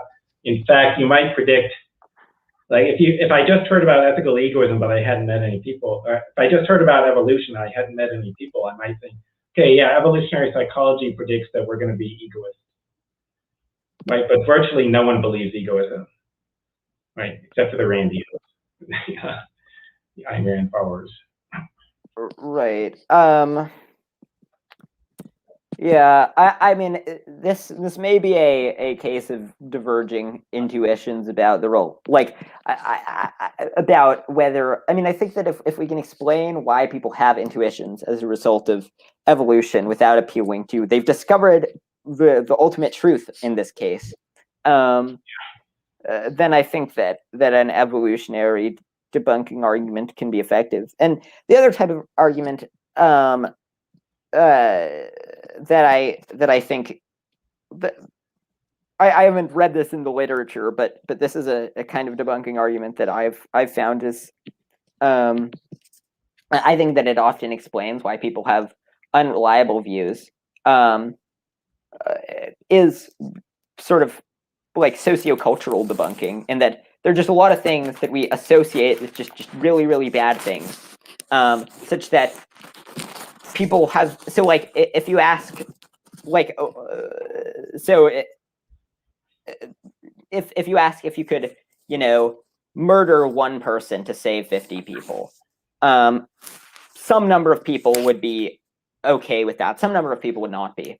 But then if you ask if you could sexually assault someone to prevent 25 sexual assaults, I think that a lot of people would be much more reluctant to accept the second case. And the reason for that is that I think that, I mean, society is obviously not in favor of murder, but I think that society has, like, there's sort of a much more like visceral association between sexual assault and bad things than with murder, such that I think that it sort of, in many cases, would in that case override rational consideration. Or like another example would be like, if you could kill one person to save 5, should you do it? Well, a lot of people would say yes. But then should you, like, in a racist way, like, murder a person of a racial minority group to save 5? I think many people would say no to that. Right. Should you kill one person to save 5 black people? Or sorry, other way around. Should you kill one black person to save 5 white people? I think many people would say that you should not. And I think that's as a result of our culture has ingrained in us that racism is really bad. And I think for quite good reason. I agree that racism is quite bad. But so I think that in many cases, people are just sort of word associating with bad things when they consider certain moral questions. No, that's right. I mean, when people do psychological studies and they interview people about their moral beliefs, I mean, one of the things I think happens is people are not that serious. So that, like, the respondents in the study, they don't care that much about what the right answer is. It's just some weird hypothetical scenario. So they say the first thing that pops into their mind. And that's probably strongly influenced by emotions and just sort of like random influences from the culture. So I wouldn't be surprised if the things that you said happened, like we interview people about, like the murder case, if people would give murder versus the rape, if people would give a higher threshold for when it's okay to rape someone to prevent other rapes. Like, if you think about it harder, you think, no, it should be the same ratio, right? Whatever you can cause a certain amount of harm to prevent X times that amount of harm. X should be the same regardless of what the harm is. Okay, but anyway, yeah, I think that's right. And part of it is people not thinking that hard about it. Also, I think some of it might be people lying. If you ask people the one, like, the race-related one, I bet a bunch of people would just lie because they don't want to be called a racist and whatever. Right. Yeah, I think people definitely, like, I'm with Robin Hanson. I think much of what people do is as a form of signaling. So, and I think that, you can explain much of it with signaling. But I mean, I think that between evolutionary debunking arguments and sociocultural debunking arguments, I think that we can debunk many, if not all, of our non-utilitarian intuitions. So I think that just every counterexample to utilitarianism is either debunkable in some way or reducible to a heuristic for maximizing well-being that works most of the time, and often will be subject to multiple of those. So my favorite counterexamples to utilitarians are ones that just combine like all of our biases and just throw them all into one. So an example that I came up with is, okay, so we have so Graham's number is some very big number that's like unfathomably large. It would take a long time to explain just how big it is. But then tree 3 is a number that's just unfathomably greater than Graham's number. By just really? I don't know this one. Yeah, it's actually quite interesting. Like it. What's it called again? So I can look at it. Tree 3. You have this function called Kruskal's tree function, where tree sub 1 equals 1, tree sub 2 equals 3. and then tree sub 3 is just this ungodly large number that is far greater than G. So Graham's number, for those who don't know, I assume you know that Graham's number is for the function, it's G64.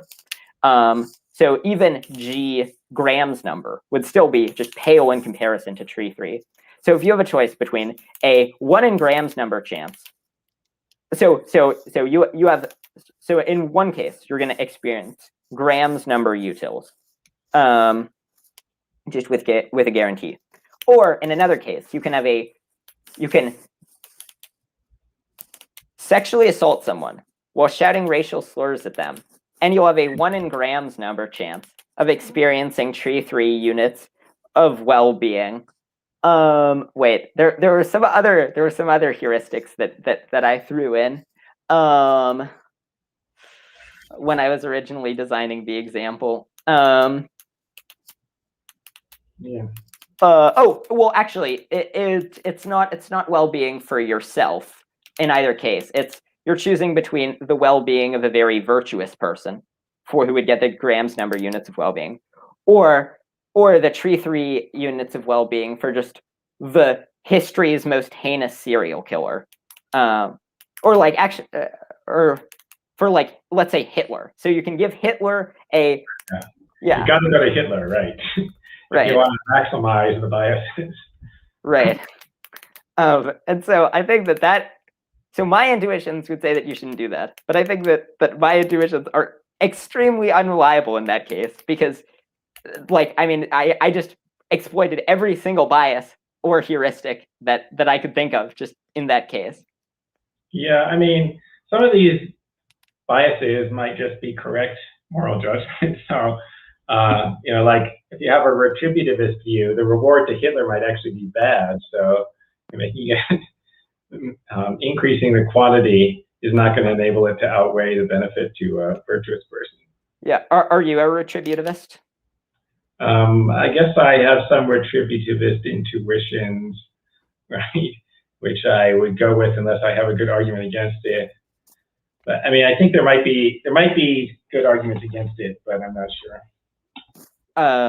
Well, okay. So one amusing argument is that just more intelligent people on average have less retributivist instincts, which I just thought that was interesting, though obviously not a very that's not a single-handedly knockdown argument against retributivism. So my question would be, okay, so suppose that so if you're a retributivist, so let's say that, so what determines if someone deserves to be harmed? So for example, suppose that somebody is an idealist, they do what they think is morally correct. They're a communist, they lead their society towards a communist society, but they're just mistaken about communism being good, and it results in the deaths of hundreds of millions of people. Does that person deserve to suffer? I mean, it sounds like the way you described it, no, right? Like it's not their fault that they were wrong. Right, they were just wrong about empirically whether. I mean, I will say, I don't think this is relevant to what you're getting at, but it is relevant to communists. I think you have a moral obligation to investigate pretty hard before you try to change society. And I think in the real world, most people don't satisfy that obligation. So they don't realize that they're making things worse. So they're not totally awful, but they're also not investigating as much as they should. They're not trying as hard as they should to find out. So this person did, before they launched the revolution, they did 20 years of study, but they just have just a whole host of cognitive biases and such, and are just wrong about stuff. So they think communism will work spectacularly, but they end up being wrong and resulting in the deaths of 100 million people. So so they did their due diligence. So that person presumably would not deserve to suffer. So now what about the case of a deontologist? So suppose that someone, so a demon comes to this person, and says, okay, I will bring about unfathomable agony for galaxies full of people. unless you shoot this baby. And this person has been like prominent philosopher, has been studying this for 50 years, they've come to deontological conclusions. And so they say, no, I will not shoot the baby. And as a result, infinite people get, or not, sorry, not infinite, but galaxies full of people get just harmed in an unfathomable way. They did their due diligence and they're doing what they think is morally right. But I think you and I would agree that they're wrong. Does that person deserve to suffer?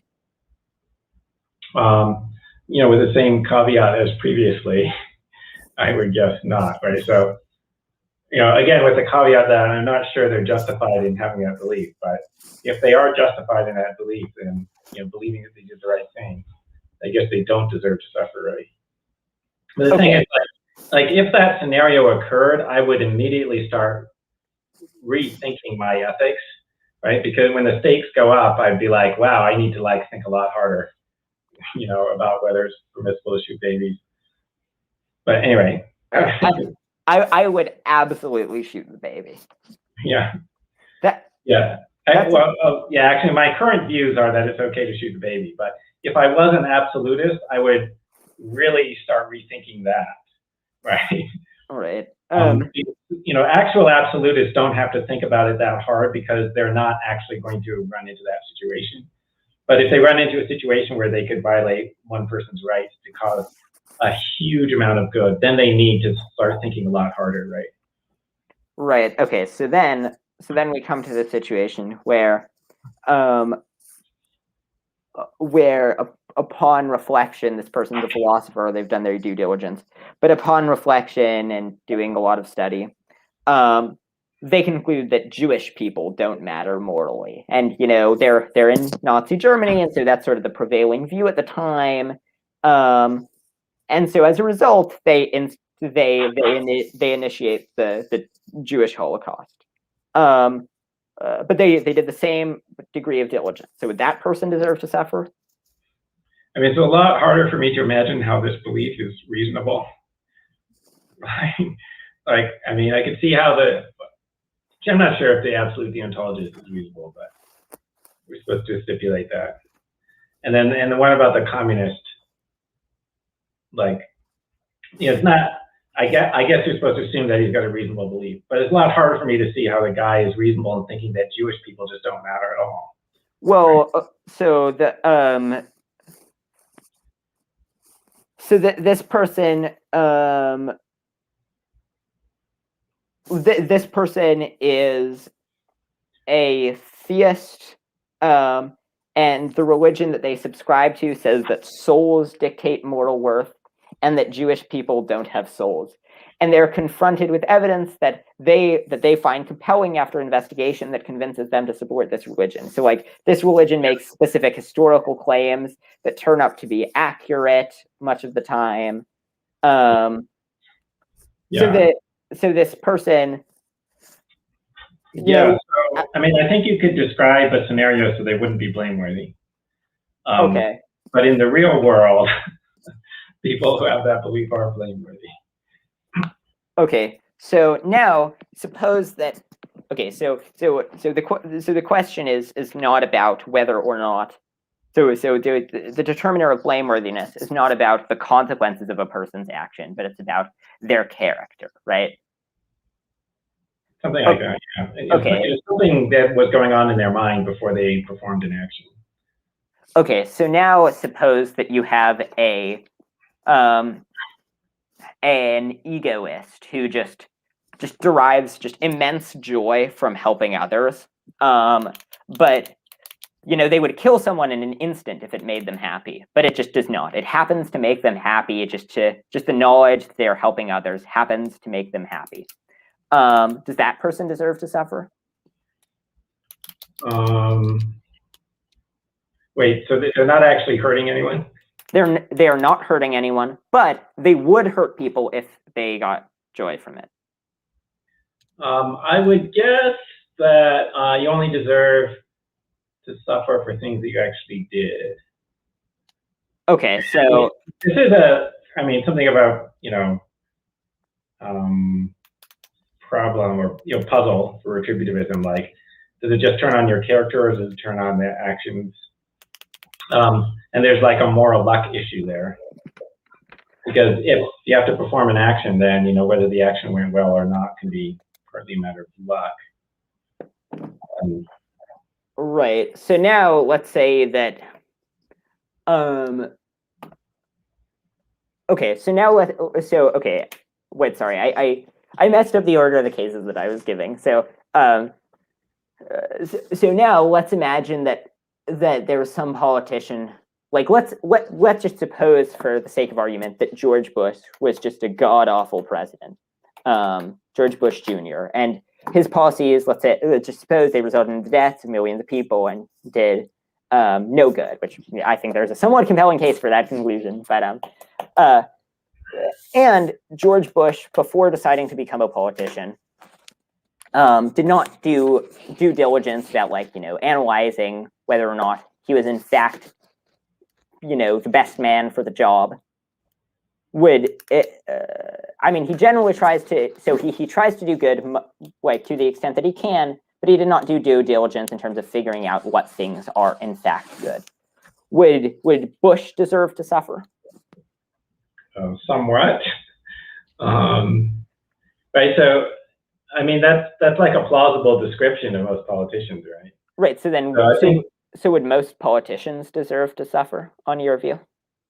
Yeah, I mean, I think they deserve some amount of punishments. I don't think they're as bad as like serial killers or whatever, but there's some amount of punishment for, like causing harm because they didn't try hard enough to figure out what was the right thing, right? Okay, so now suppose that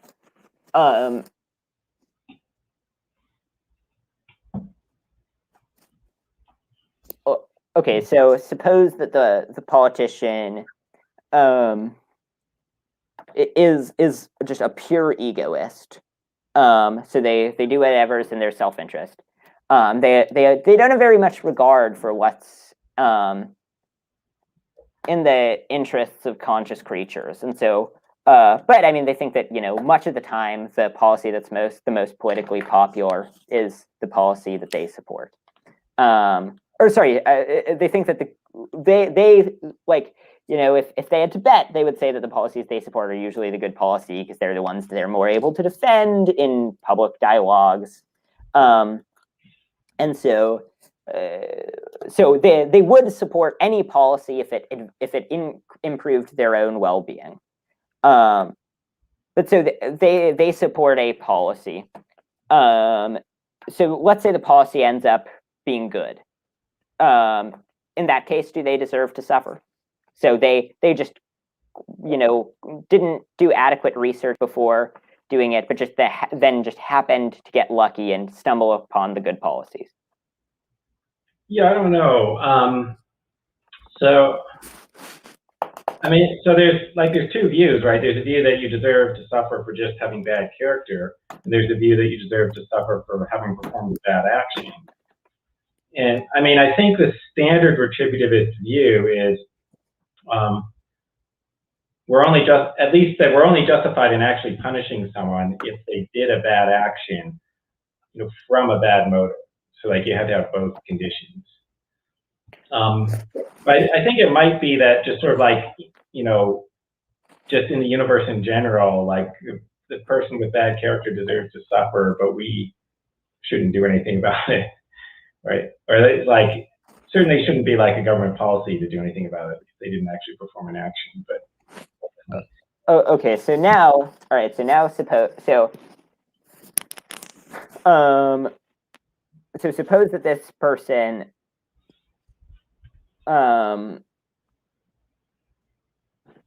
passes a policy that will only have an effect in 10,000 years, and we can only analyze if the policy was good or bad. That's just the only bill that they passed. It buried a box for 10,000 years, and in the box was something that would have unpredictable effects in 10,000 years. So, I mean, so after the 10,000 years pass, we see the results of the box. And then we have the choice to resurrect them and harm them. should that hinge on whether, like, in fact, the box ended up containing something bad rather than something good? Assuming, like, they just put a random thing in the box. I mean, I don't know. It seems like I mean, it seems like just when we think through where these retributive principles, we either get to cases where we say that it's just like morally okay to just harm egoists, which seems kind of implausible, or we get to just these really weird cases where we have to resolve these complex disputes to determine if a person is guilty or not. Yeah, I don't know about resurrecting the guy. So, I mean, I think there's two variants of the view. Like, one of them is your negative desert decreases the badness of harming you.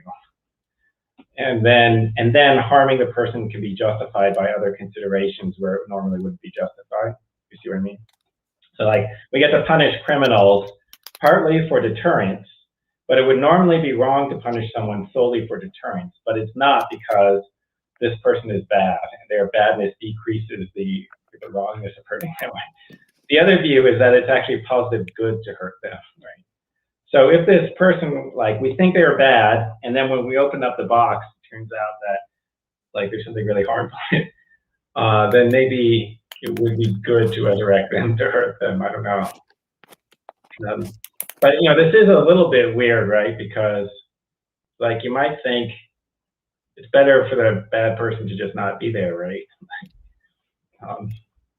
Right. So, I mean, so if you think that most politicians deserve to suffer, so then to like some small degree, so then you, Michael Huemer, have the choice between either one morning George Bush Jr. wakes up with kidney stones, or he does not.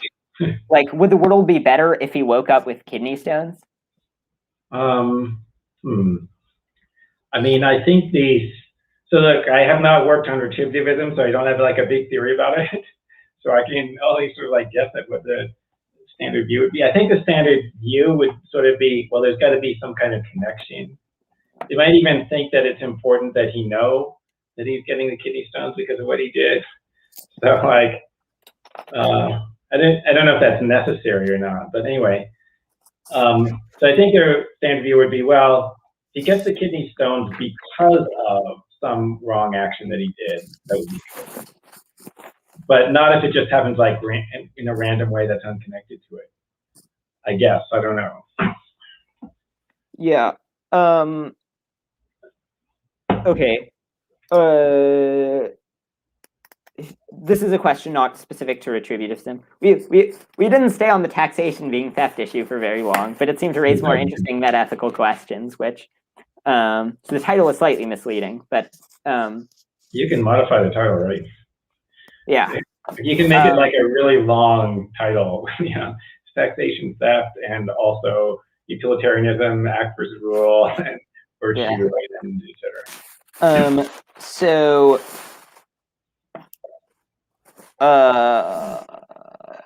okay, wait, so you're an intuitionist. So the question would be, what reason do we have to trust our moral intuitions in cases? Yeah, what reason do we have not to trust them? So that might seem like a flippant reply, but, you know, my view is it's rational to assume that things are the way they appear unless you have a reason for thinking otherwise. So, like, I need a reason to not trust my intuitions. Otherwise, I'm just going to stay with the way things intuitively seem to me. But so what would be the case for accepting that principle? So, I mean, so one thing is, well, it explains most of the things that we think are justified. You know, this is a general epistemological theory. There's a whole bunch of beliefs that we typically take to be justified. It's super hard to account for them. And then there's this one principle that gives you like a really simple account of, you know, almost everything that we normally think is justified. Another thing is when you're, my favorite argument is the self-defeat argument, but other philosophers hate it. But the self-defeat argument is, well, alternative epistemological views are self-defeating. And the thinking behind that is, when you're thinking about almost anything, including this principle itself, you're forming beliefs based upon how things seem to you.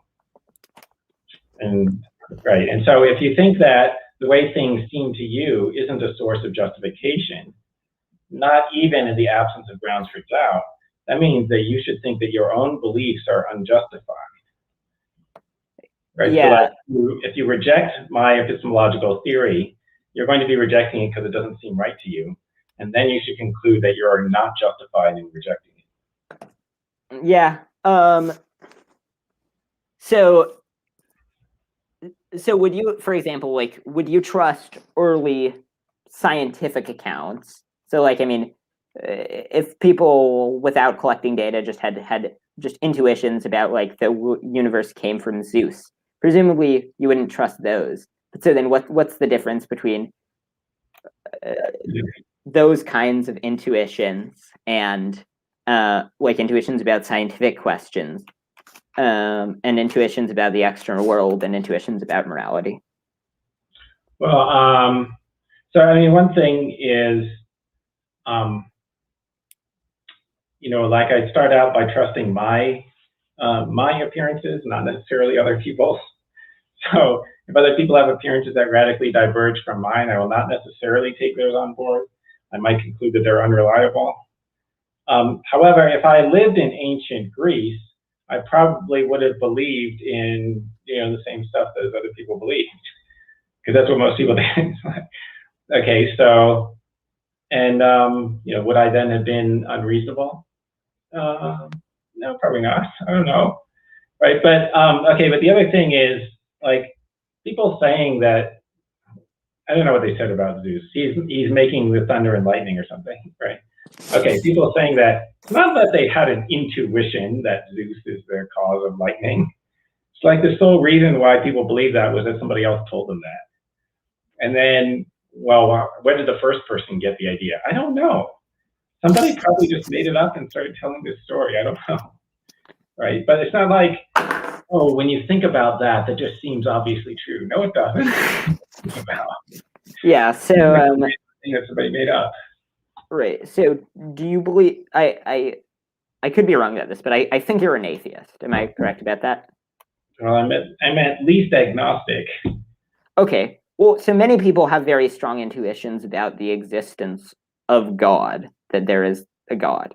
So, yeah, what would be the difference between those types of intuitions and yeah, I mean, so I mean, I'm not sure if we're using intuition the same way, right? So not just anything that somebody believes counts as an intuition.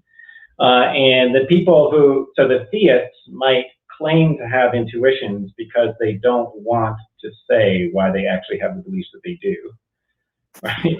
Because the actual reason is they're just going with what their parents told them when they were 5 years old, but they don't want to say that. So they say that they have an intuition. So I think that's totally possible. Well, however, I think there is such a thing as religious experience. I think there's a type of experience where people feel like they're in contact with God. I don't think they're lying about that. I think you know, they really feel that. And then I think they do have a reason for believing in God or something, right? But you know, I'm also like skeptical about whether people correctly describe their experiences, right? So like, oh well, they're sure that it's the Christian God, but no, I mean, I think partisans of different religions have the religious experiences. I think then that you just assume that it's the God of the religion that you were taught about and stuff like that. Yeah, so I guess many people have very different moral intuitions that diverge in considerable ways. So then how do we just like go with the intuitions of the majority, or do we go with our own intuitions regardless of what the majority thinks? Or well, yeah, so I mean, at the fundamental level, all justification for belief comes from your own mental states. Your justification for your beliefs has to come from your own appearances. But that doesn't mean that you completely ignore other people, right? But your assessment of the reliability of other people has to come from your own, you know, mental faculties, right? So now it happens that when it comes to sexual observations, you have excellent evidence that other people are good at perceiving stuff. Like, you see stuff and you hear stuff, and other people see the same stuff and hear the same stuff. And that confirms for you that the other people are reliable. And so then, if you don't see something and a bunch of other people say that they do see it, then you have good reason to believe it. The thing is, with intuitions, you just have less good evidence that other people are reliable, right? Because there's less, there's not as firm agreement, right? Like, there's not as much experience of the other people intuiting the same things that you're intuiting, right? So you can have a case where, like, two people have different intuitions and they're both just justified in believing their own intuition. Okay, so if you had an intuition, like, suppose that you had an intuition that we oughtn't be retributivists. Or actually, no, let's not use that example. Suppose that you had this, like let's say that you that you just discovered that most of society has a really strong, just has no intuition that we should care about. What's a good example? Like, suppose that just much of society has this intuition that we shouldn't, that we should have no problem with the charity mugger. Would you, like, you know, there was just a poll of 10,000 people, and 95% of them said, yeah, no, the charity mugger is fine. In that case, would you discount your intuitions about the charity mugger? Would you go with the majority, or would you? Yeah, I mean, the first thing I would think is, those pollsters are probably lying because, or they're left-wing hacks who are just watching the, okay, right. But that's because I take myself to already have a sense of the norms of this society. And right. So suppose, but suppose that actually the norms of the society were not that, then I never would have given that argument to begin with. But also, and like everybody thought charity mugging was okay, then I should probably start to think there's something wrong with me, right? And if it's like 95%, it's more likely that the 5% there's something wrong with them than the 90%. So what if it was split about 50-50? Yeah, then I'd probably still go with my intuition, I guess. Right. Although, I mean, one of my things is, like, I'm somewhat distrustful of other people because I think that I'm way smarter than other people. So the random people on the street not agreeing with me, I'm like, well, I don't know, it's probably because they're dumb. Okay. But if it's like 95% and includes like the ethics experts who studied ethics and like the super smart ones, then I start to think, oh, maybe I'm wrong.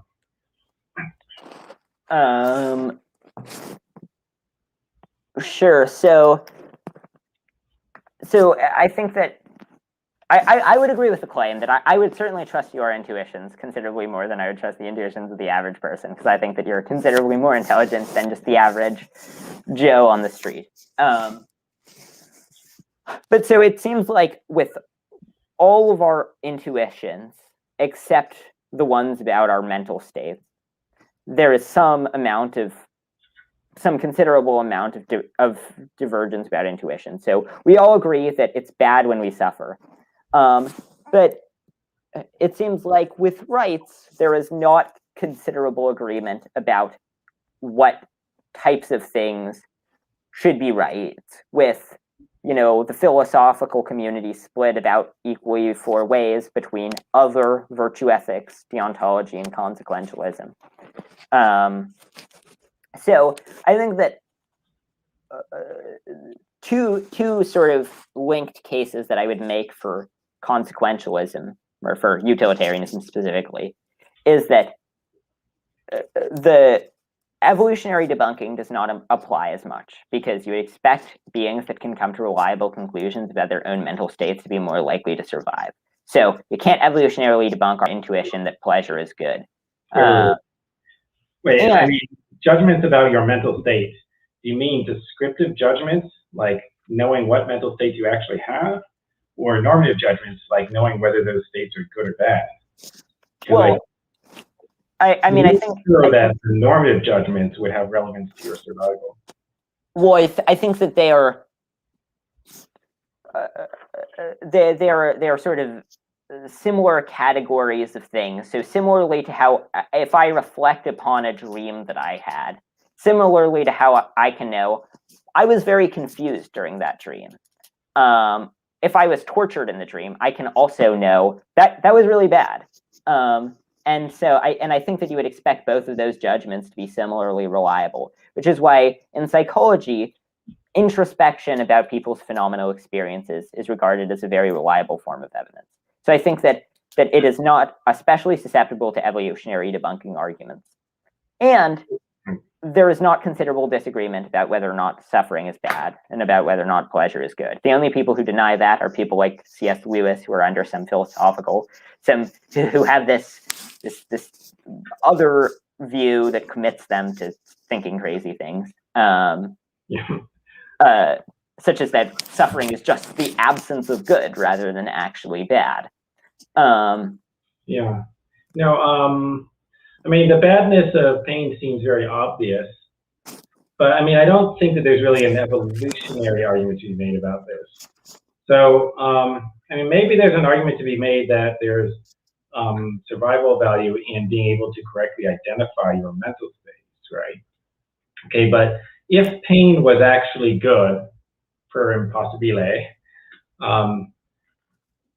would there still be survival value in thinking that it was bad? Yeah, it would have the same. It would have the same survival value.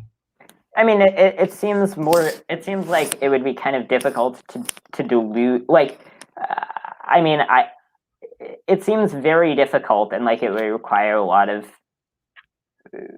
like some very weird mental processes in the brain to like get people consistently to, I mean, if we just switched around the experiences that were pleasurable and painful, like it seems really difficult to conceive of someone who just had a desire for pain the way that we have a desire for pleasure.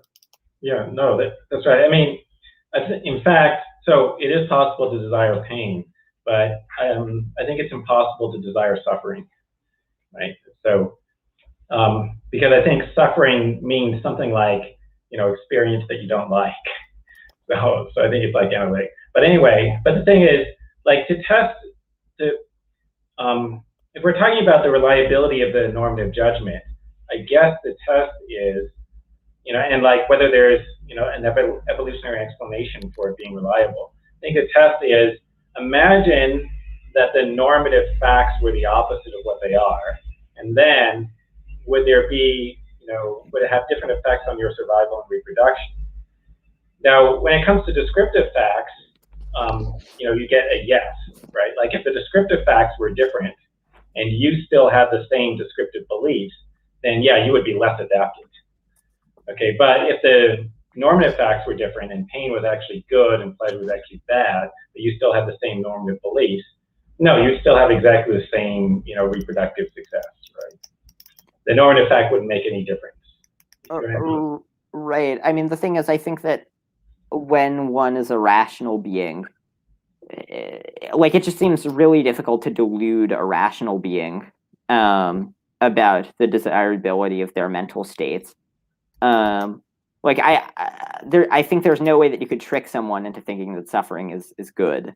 Well, except you can trick C.S. Lewis into thinking that suffering is good, but only they have to be under other philosophical constraints to conclude that suffering is good. Yeah, I mean the counterfactual is, imagine that suffering is in fact good, but you still believe that it's bad. Now you might think this is a crazy counterfactual because it's impossible for suffering to be good, but anyway. But nevertheless, I think this counterfactual is true. If suffering were actually good, but you still had exactly the same descriptive beliefs, then you would still have exactly the same reproductive success. Right. Now, I think you might have like a different account of why you know that suffering is bad. That doesn't have to appeal to evolution, right? Which, which I would then be happy with. I just don't think that evolution helps us with it. But you might just say, like, no, if you just understand the nature of suffering, it's just like it's a just a necessary truth that it's bad. So like, just like understanding the nature of it just enables you to see that it's bad. So yeah. Okay. One other. Yeah, and I also think that the question of whether or not our intuitions about suffering being bad or reliable is not particularly relevant to our disagreement, because we agree that suffering is bad. yeah, almost everyone agrees with that. Yeah. Right. So the one other argument I would present for the conclusion, is that it seems like if someone was an egoist, let's assume for now that egoism is rational, which I think egoism is not in fact rational, but if someone was an egoist, and did whatever was good for them, it seems very clear that for the being that was in their moral consideration, i.e. them and only them, seems very clear that that they would be rational to desire, from the standpoint of egoism, to desire their own well-being.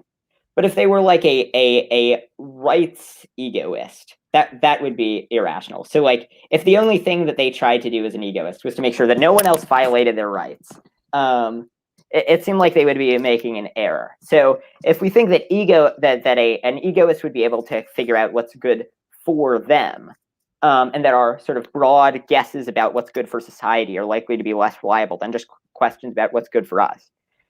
If we just universalize egoism and drop the for them clause and so apply it generally, then what we get is act utilitarianism. What do you think of that argument for utilitarianism? Well, so I didn't understand it, right? So started with egoism, which I don't agree with, and then you generalize it to include all. So I guess if I thought the only thing that's wrong with egoism is that they're not including enough people in their consideration, like you just have to expand the circle of moral concern to include everyone, right? Then utilitarianism would be correct, right? But I don't think that's the only mistake that they're making. Right. So okay. So let's imagine you gained very good information. You just learned with certainty that everybody else was a zombie, a philosophical zombie, not like none of us go around eating brains, or very few of us do. Yeah, very few. Jeffrey Dahmer. Right. Apart from him, not many. So in that world, would it be rational for you to do what maximizes your own well-being, or do you think that there would be it seems strange to suppose that from that perspective, it would be rational to like make sure your rights aren't violated or just maximize your own virtue? Yeah. Let's see. I mean, I'm not sure that my rights could be violated if the other people are zombies. It might just be like how, inanimate objects can't violate your rights. I guess I would still think that virtue had value.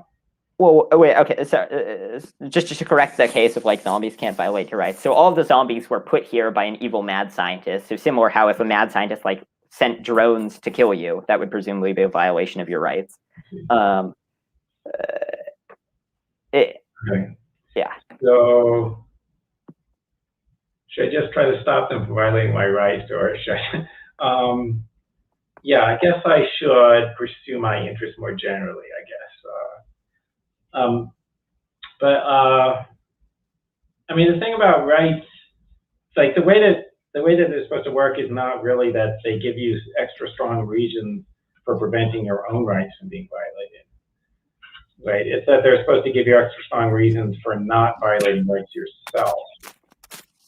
So, right, so even if I believe in rights, I'm not sure that I would say that I should be especially concerned about them in that scenario, right?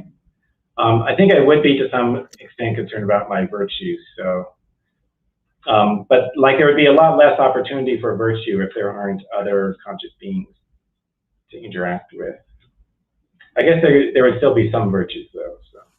Right. So if you say that rights are not about that no being has this overriding interest in protecting their own rights, but we have reason not to violate other people's rights. So then the question is, like, who is the protection of rights good for? Because it seems like for it to be good, it has to be good for someone. It seems weird for goodness to be just this like property that benefits nobody, that just sort of exists in the ether.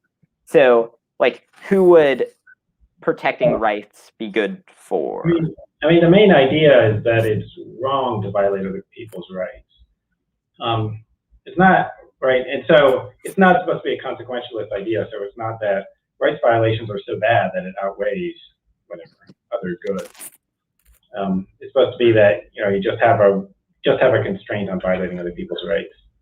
Right. So the question is, if you violate someone's rights, who is that bad for? Like, I mean, standardly it harms the person whose rights you violated.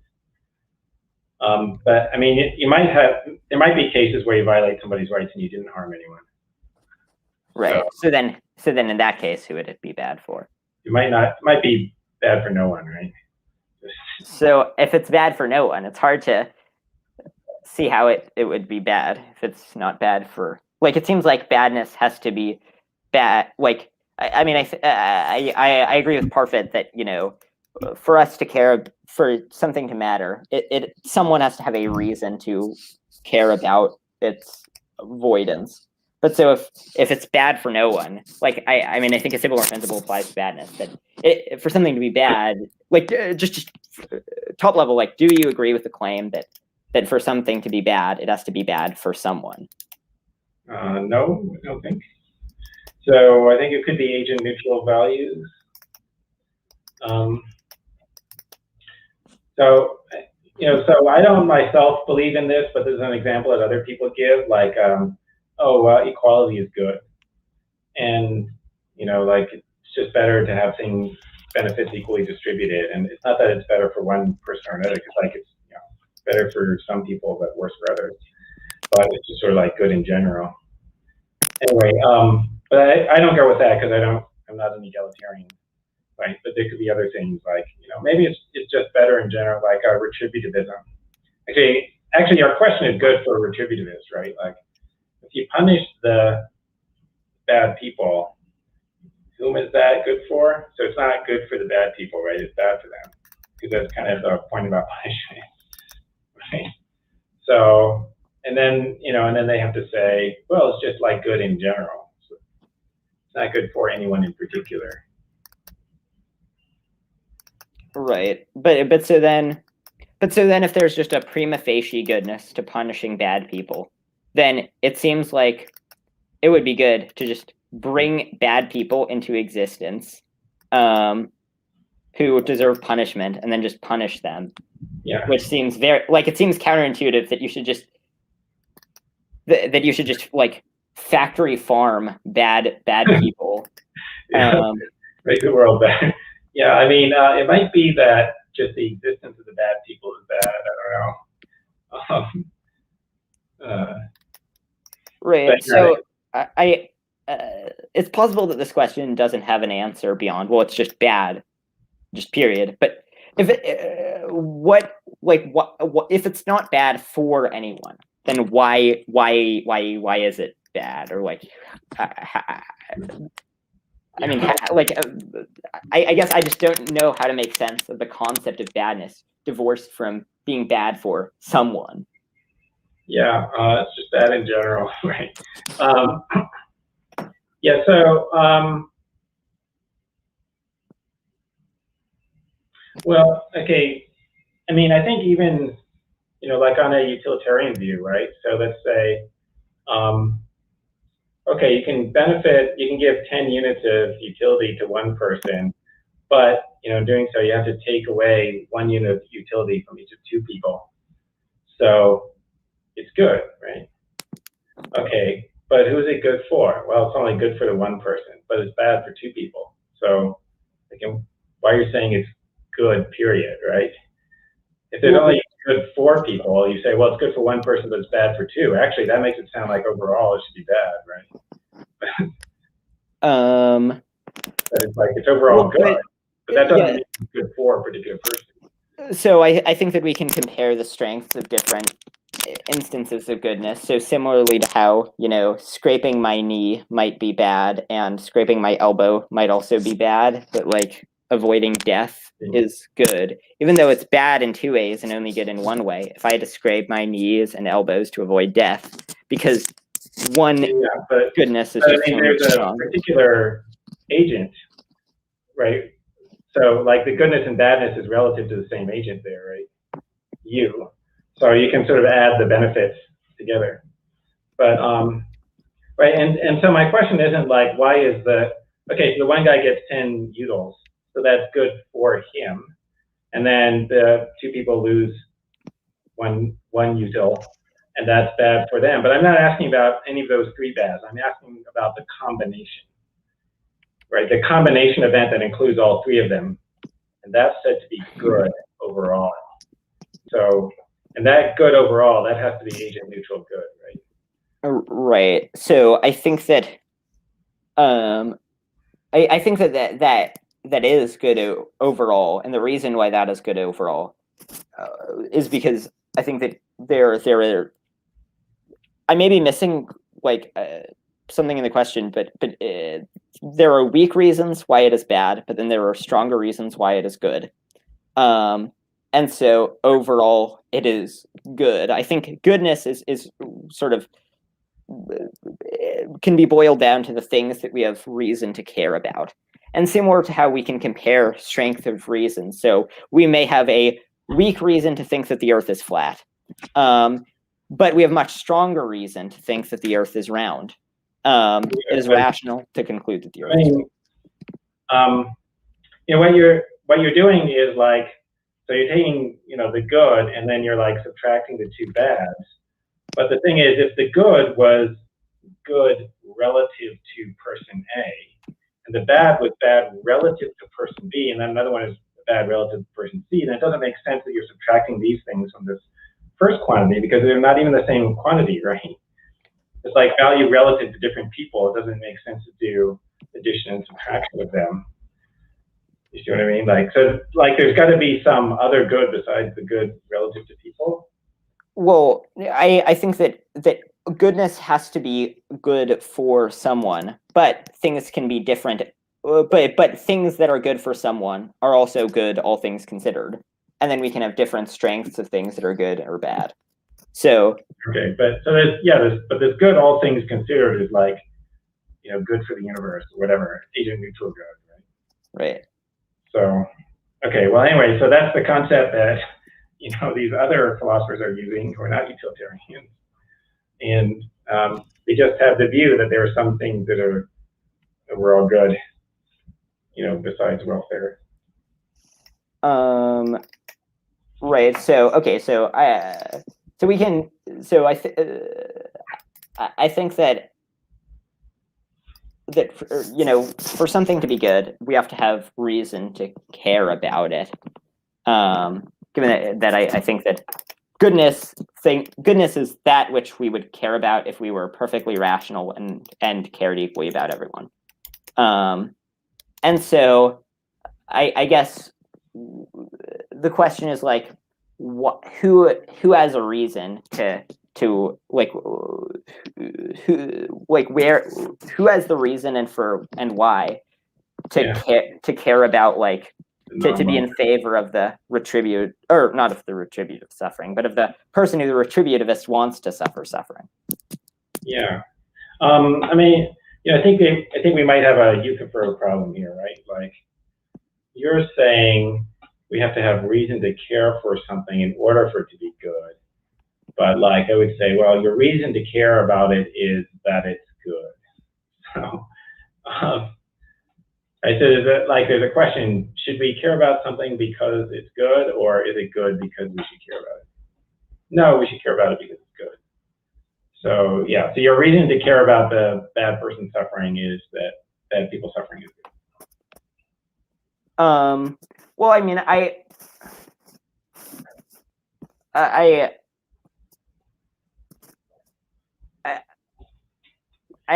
sort of think that that goodness is the same thing as the things that we have a reason to care about. Yeah.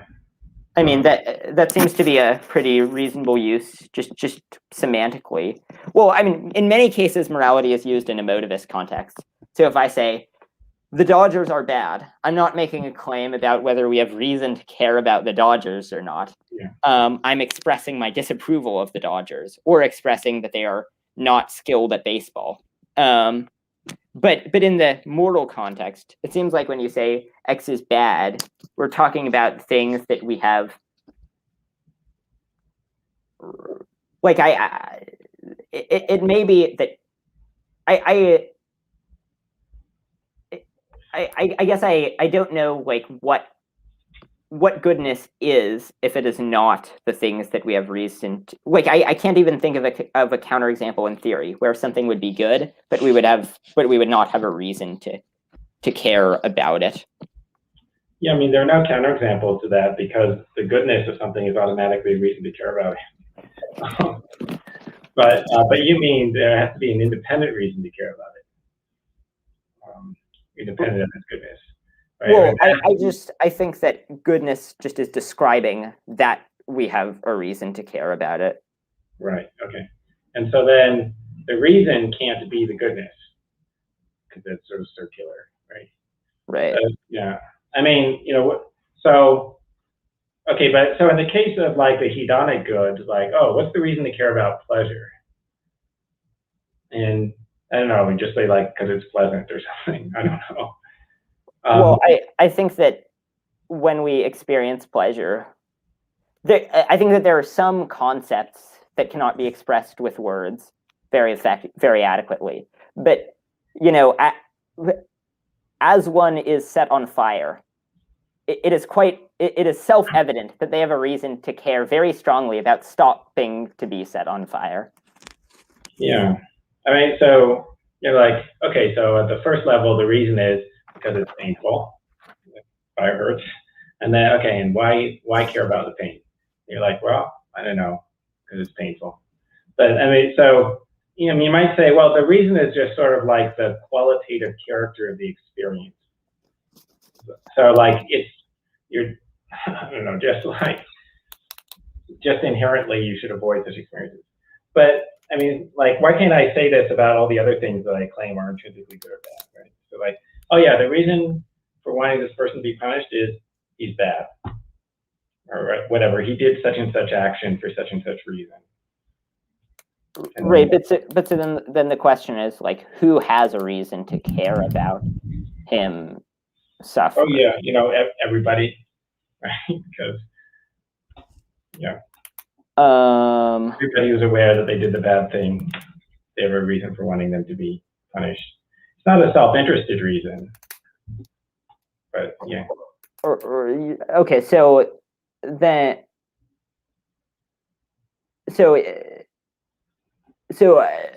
would anyone have a? Because it seems like if we just aggregate it seems like if we just aggregate everybody's self-interests, we get all total interests. Like it seems like it seems very hard to disambiguate. What's a good way of phrasing this? Like it seems all interests that are had by a self. So if we just conglomerate self-interest, we can get a picture of the totality of interests that are. And so so I think then the question would be like, who has does anyone have a self-interested reason to care? Or I mean, it doesn't even have to be like a person. So like, I guess you could perhaps have, like, you could imagine a being that is not helpfully conceptualized as a person, where like it does not have a sense of personal identity or anything, but it just is able to experience mental state. It seems like that being would, have reasons to care about things. But I guess what container that, like, what thing that contains a set of the reasons, and you can give anything that can respond to reasons that only capture a subset of reasons. So like what this may not be clear, but like what collection of things has a reason to care about that thing relative to that collection of things? Was that question coherent? I was a little confused. I mean, so, with the retributive justice, like, okay, so, at the first stage, like the answer would be, well, so everyone has a reason to want retributive justice to occur. And then you say, okay, well, who has a self-interested reason? And then the answer is like no one. Right? I mean, so like, like you have self-interested reasons for wanting there to be deterrence or something like that, but like the retributive reason isn't itself a self-interested reason. Retributive reason for punishment on the part of anyone. It's not serving any self-interest as such. So, but I mean, so you find that problematic, but that's just sort of like, well, that's just you being a utilitarian, like, right? Like, of course the utilitarian would find that problematic, but you can't assume, so like if you put down the premise, well, everything has to be good or bad from someone's perspective, that's kind of like assuming one of the core tenets of utilitarianism that other people don't agree with. So, right. So do you think that there are interests that exist, but that are not part of us? Like, are there interests that are not self-interests? No, I don't think. I mean, maybe there's like collective interests or something. So then if there are then if we just can group all interests into the interests for some self, but no self has an interest in caring in retributivism, then why, like, where does the interest in caring about retributivism come from? Morality. So, I mean, so like your reason for trying to punish the person would be a pure moral reason. It wouldn't be a prudential reason. Nobody would have a prudential reason for like a purely retributive punishment, but they would have a moral reason, right? Which would be, well, they just think that it's better. The world will just be better. And it's like, it won't be better for any particular person. It'll just be better in general. Okay. I mean, so like, I think there's something of a clash of intuitions there. Like some people just don't find that so compelling. So. Yeah.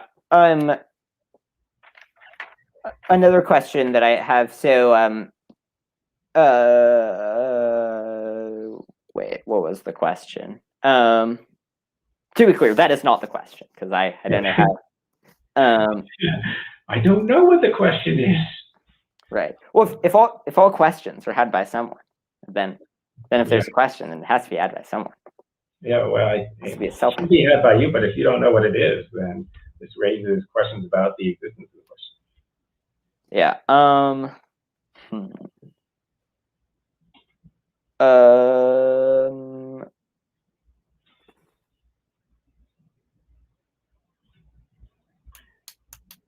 Well, okay. I'll ask. I don't remember what that question was that I was planning to ask, but I'll ask a separate question that I have. So do you find the argument made by people like Nick Bostrom about the overwhelming importance of preventing the end of the world to be compelling? Seems pretty important. Right. So, I mean, like, I don't really know all this stuff. So I don't know what the population is going to be in the future. So, like, I don't know how important it is. I don't know what the expected lifetime of a species is anyway. So, okay, but anyway, it's pretty important to stop us from going extinct, I would assume. Yeah. So the basic case for preventing the end of the world would be that there's the capacity for unimaginable future value, for large amounts of future value, and we would expect it to be largely positive. And the reason why we would expect it to be largely positive is A, the world seems to be getting better by a lot. And B, it seems like many of that generally people want good things. And so most of the bad things in the world are the result of clashes of things that people want. But if everyone could get all the good things without if we could all get meat without having to brutally torture billions of animals, and it tasted the same and was cheaper, I think lab meat is gonna result in the end of factory farming soon, hopefully. Working on it right now. Yeah. Hopefully in the next 10 years, we'll be able to get in the supermarket. Yeah. I'm excited for a lab steak because I'm vegan and I miss steaks too. Yeah. It's been a while, right? It's been a while since I had any meat. Yeah.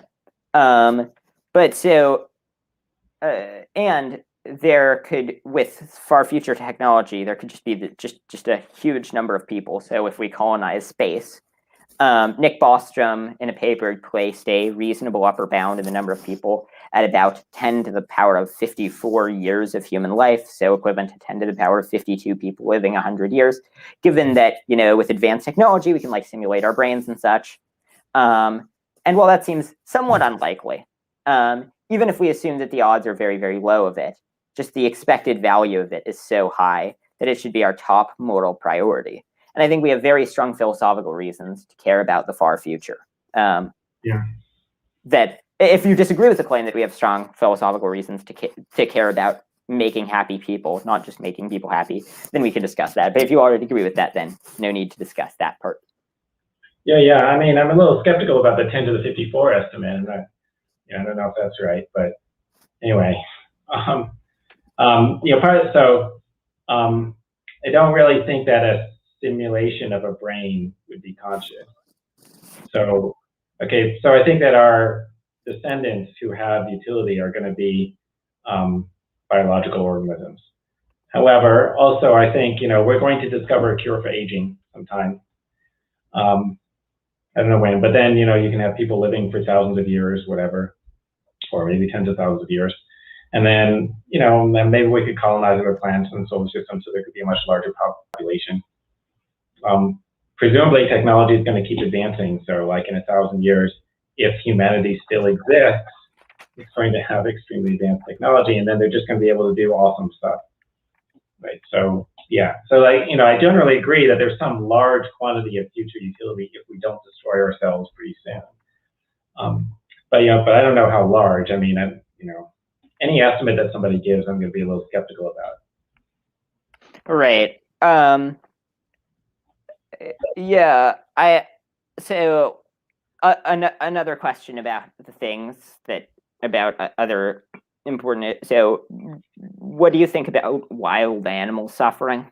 Do you think that we should try to reduce wild animal suffering to the extent that we can? Right. Yeah.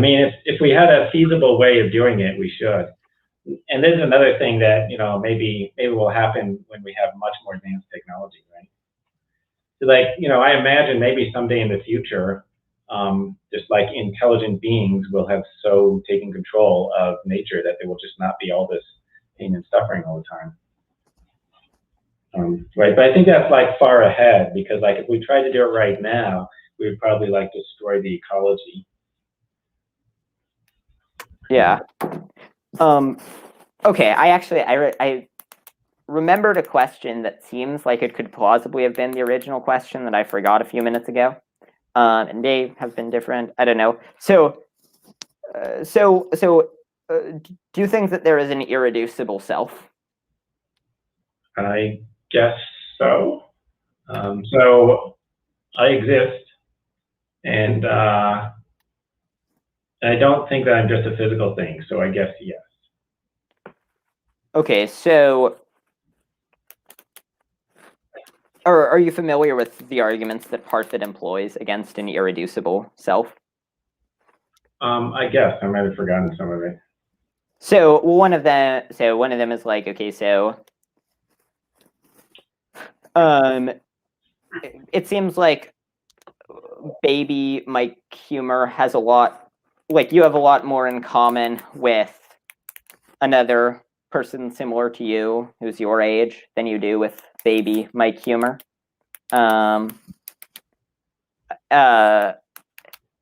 Yeah, I guess. Yeah. And it's not clear. I mean, the rate of change is very gradual, but it's not clear why you are baby Michael Huemer anymore, why you are the same person any more than you are someone else. And so, for instance, like suppose that you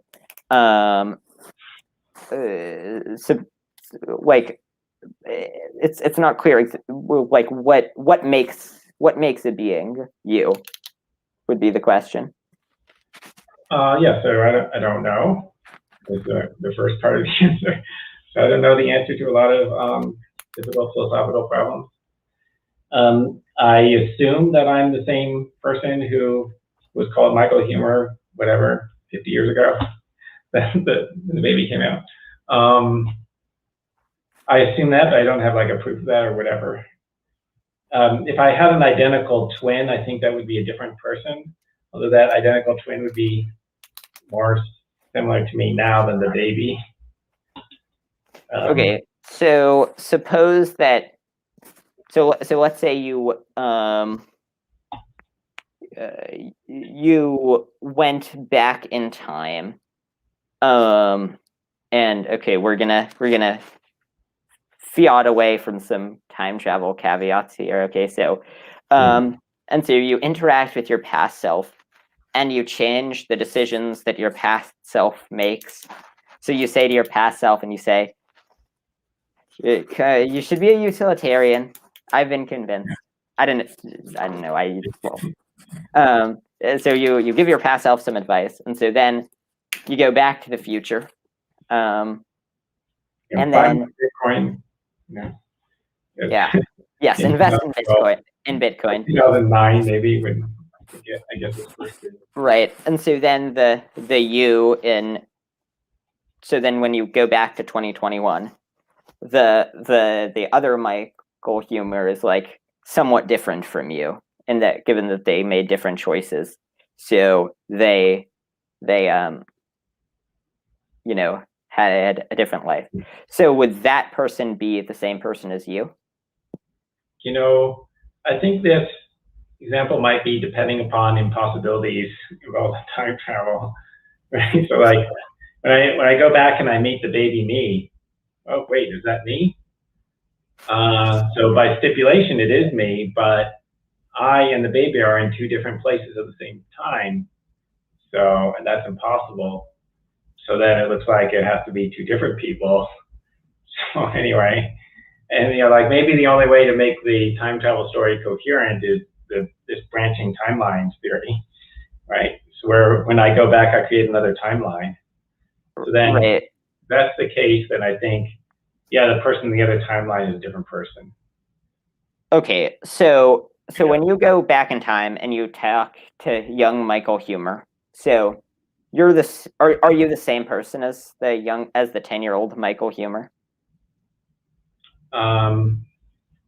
Yes and no, right? Because the story is contradictory.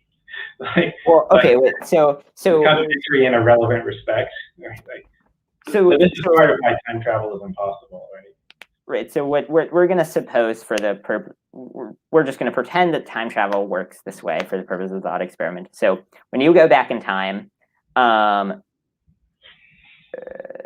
you just become this intratemporal being who can change events in the world without it change. So like you just sort of break off from the rest of the timeline. So so when you go back in time, you could pop back. So like you go back to, let's say, 1880, do nothing, and then you just pop back for a short trip and then come back. There's just another copy of Michael Huemer who's just exactly like you. So you just sort of break off from the original time. Well, actually, scratch this example because this is getting weird with time travel. So suppose that so when you make a choice, presumably you're the same person as you were when you, in this conversation, for instance, when you decide what to say, presumably you are the same person who you were a minute ago, who made the choice to say the things that you made the choice to say. I've existed for more than 1 minute. I'm confident. Right. So let's imagine that just when you have a choice between saying two different things, and you're deciding between those, you just split. And so then there's a copy of you who says one thing and a copy of you who says the other thing. Yeah. So I guess some people believe that, right? Right. So if you are both the same person as the Michael Huemer from a minute ago, but No, right, yeah, because of transitivity of identity. So yeah, so the two. All right, so there's the original one, call it A, and then it splits into B and C. right, B and C are not identical to each other, right? right. So okay, so they can't both be identical to A. Otherwise, by transitivity, they'd be identical to each other. So the only way this could be possible metaphysically is if you create a new person, like every time you make a decision. Well, that's the conclusion that Parfit comes to. That you have a very slow rate of change, and so it is helpful conceptually to think of yourself as the same person who you were a minute ago. But really, you're just a different guy who looks a lot like Michael Huemer from a minute ago. But this depends upon the idea that the world splits every time you make a decision, which I don't believe. Well, even if the world does not split, if we could imagine the world splitting, then that seems to. I mean, that seems to prove that you're not the same person who you were a moment ago. No, I mean, in the possible world where the world splits, like the only way that's possible is if new versions of me get created every time I make a choice. But that doesn't mean that in the actual world where the world doesn't split, that you have to have new versions of me, right? Okay, so now let's suppose that that you took the left side of your brain and put it in someone's skull, and then you put the right side of someone else's brain in that same skull. Yeah. So now you're like sort of a mix of. So would that still be you? Don't know. That might be creating just a totally new person. I don't know. Right. Okay. So then, what? Well, so then, if you said that that's creating a new person, then what if someone's brain gets damaged such that the entire right side of their brain is destroyed? Which is, I mean, I think that's a thing that happens where, like, I think it would be possible to survive that, maybe. But right, if you damage, so would that person like become a different person? I don't know, maybe. Like, is there like a threshold view where, like, with a certain actually, well, now I'm remembering, I think there's some thought experiment, I don't know if this is from Parfit or not, where you imagine replacing parts of the brain or something. And right. It maybe involve like swapping between two different brains, or maybe it was just like slightly rearranging the neurons. Anyway, so there's some like very gradual process by which your brain gets converted into the configuration of like Marilyn Monroe's brain. And the same thing happens to her. And like her brain gets reconfigured to be like yours. Then at the end of this process, you're supposed to intuit that the thing with your original brain is no longer you. Whether it's really Marilyn Monroe or some different person, I don't know, but you're supposed to think it's not really you. And then there's like this sort of Sorites argument, right? Right. So, and it is true in the real world that I think that like 10 years from now, every cell in your brain will be different from the cells that are in your brain now. I might be wrong about that, but I'm pretty sure about that as a scientific matter. So I heard that individual atoms get replaced. I heard that like all of the atoms get replaced every 7 years, within 7 years. But I think that might have been like a made up statistic. Well, 95% of statistics are made up. So. Yeah, what percent? 95. Okay, yeah, that's a high percentage. Wait, to be clear, that was a joke. I made That up was, 95%. yeah, no, I mean, there's a high probability that that one was made up too because of the 95%. So, oh yeah, anyway, I think it might be made up like most statistics are, but yeah, I think atoms get replaced. Like, I'm pretty sure that's true. I don't know about the actual cells. Like, I think the cells might survive as long as you accept replacement of atoms as preserving identity. But anyway, oh yeah, okay. So, but yeah, you can do this you do this series where you imagine like small changes in the brain, small replacements, and it doesn't seem like any particular small change makes it stop being you. But then it seems like at the end it's no longer you if you make enough change, right? Like whatever, you replace all the parts and then like you can like reconfigure it like with small changes, but they add up to a large change at the end. Right. But anyway, so like I think this is part of the argument. Maybe this is part of Parfit's argument that like there's not really any personal identity or something. Yeah, that is part of. Well, I don't know if that's the specific Marilyn Monroe example, but I've not actually read Parfit's original book where he argued for that conclusion.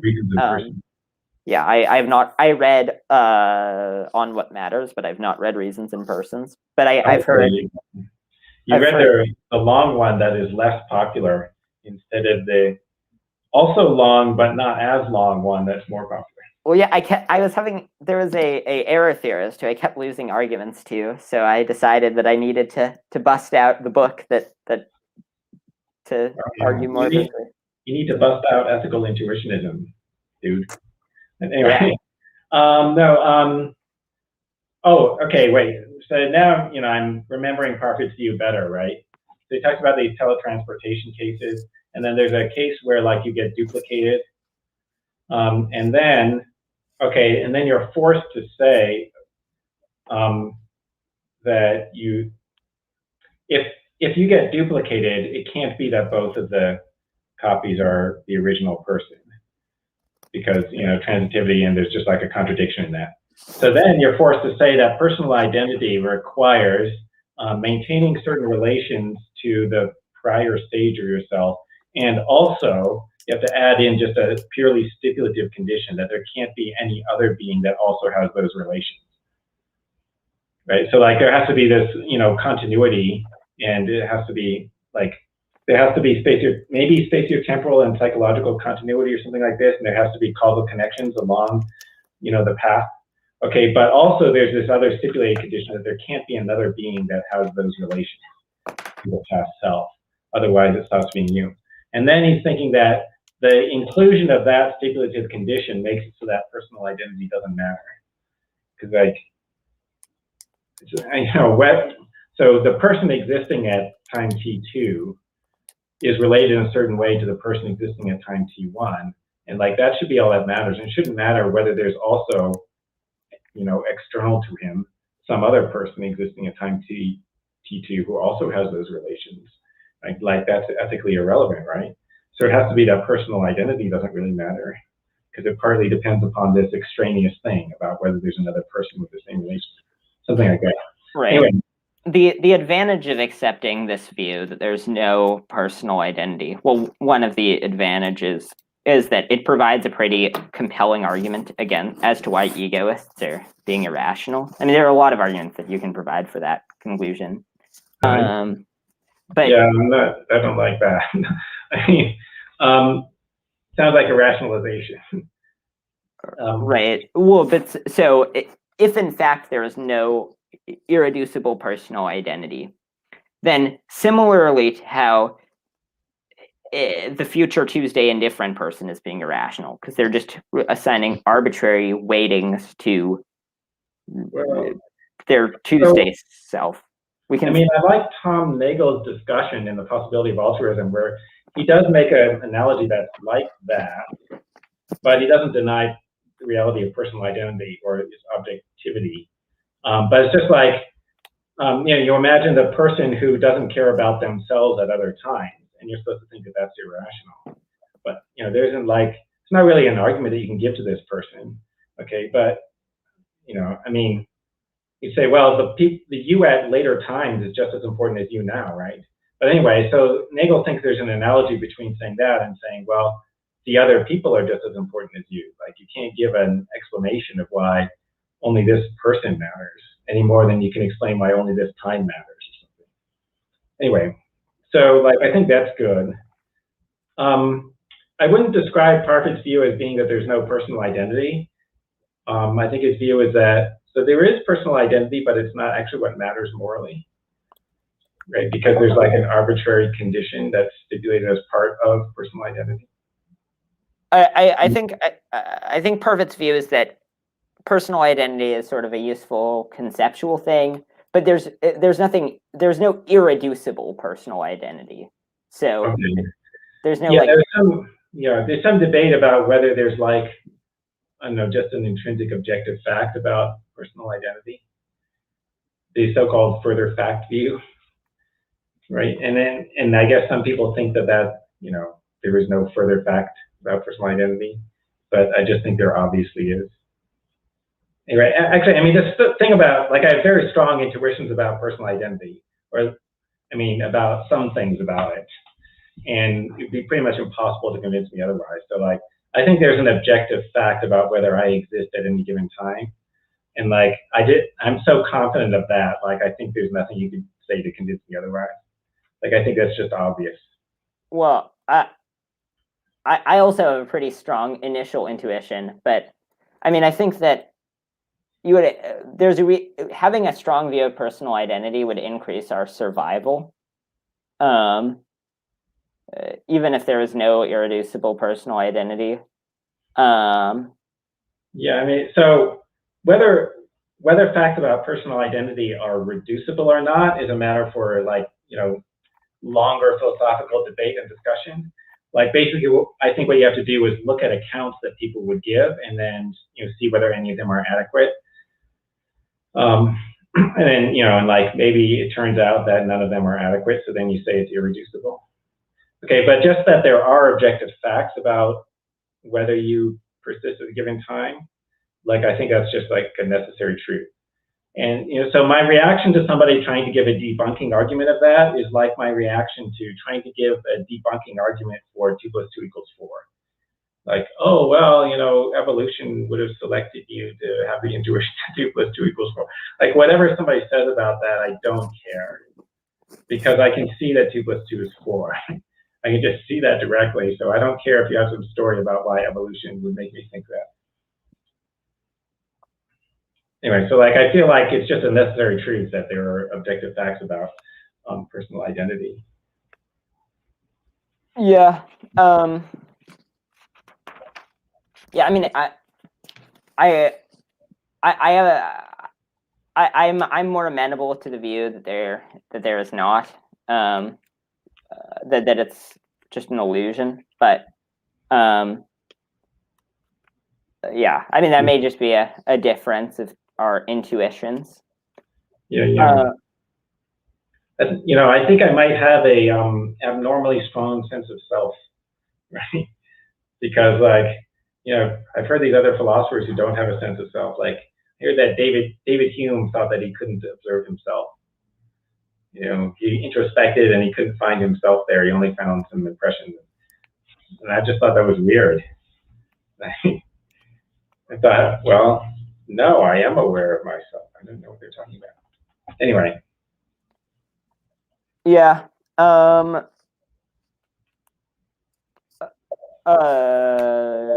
Let's see.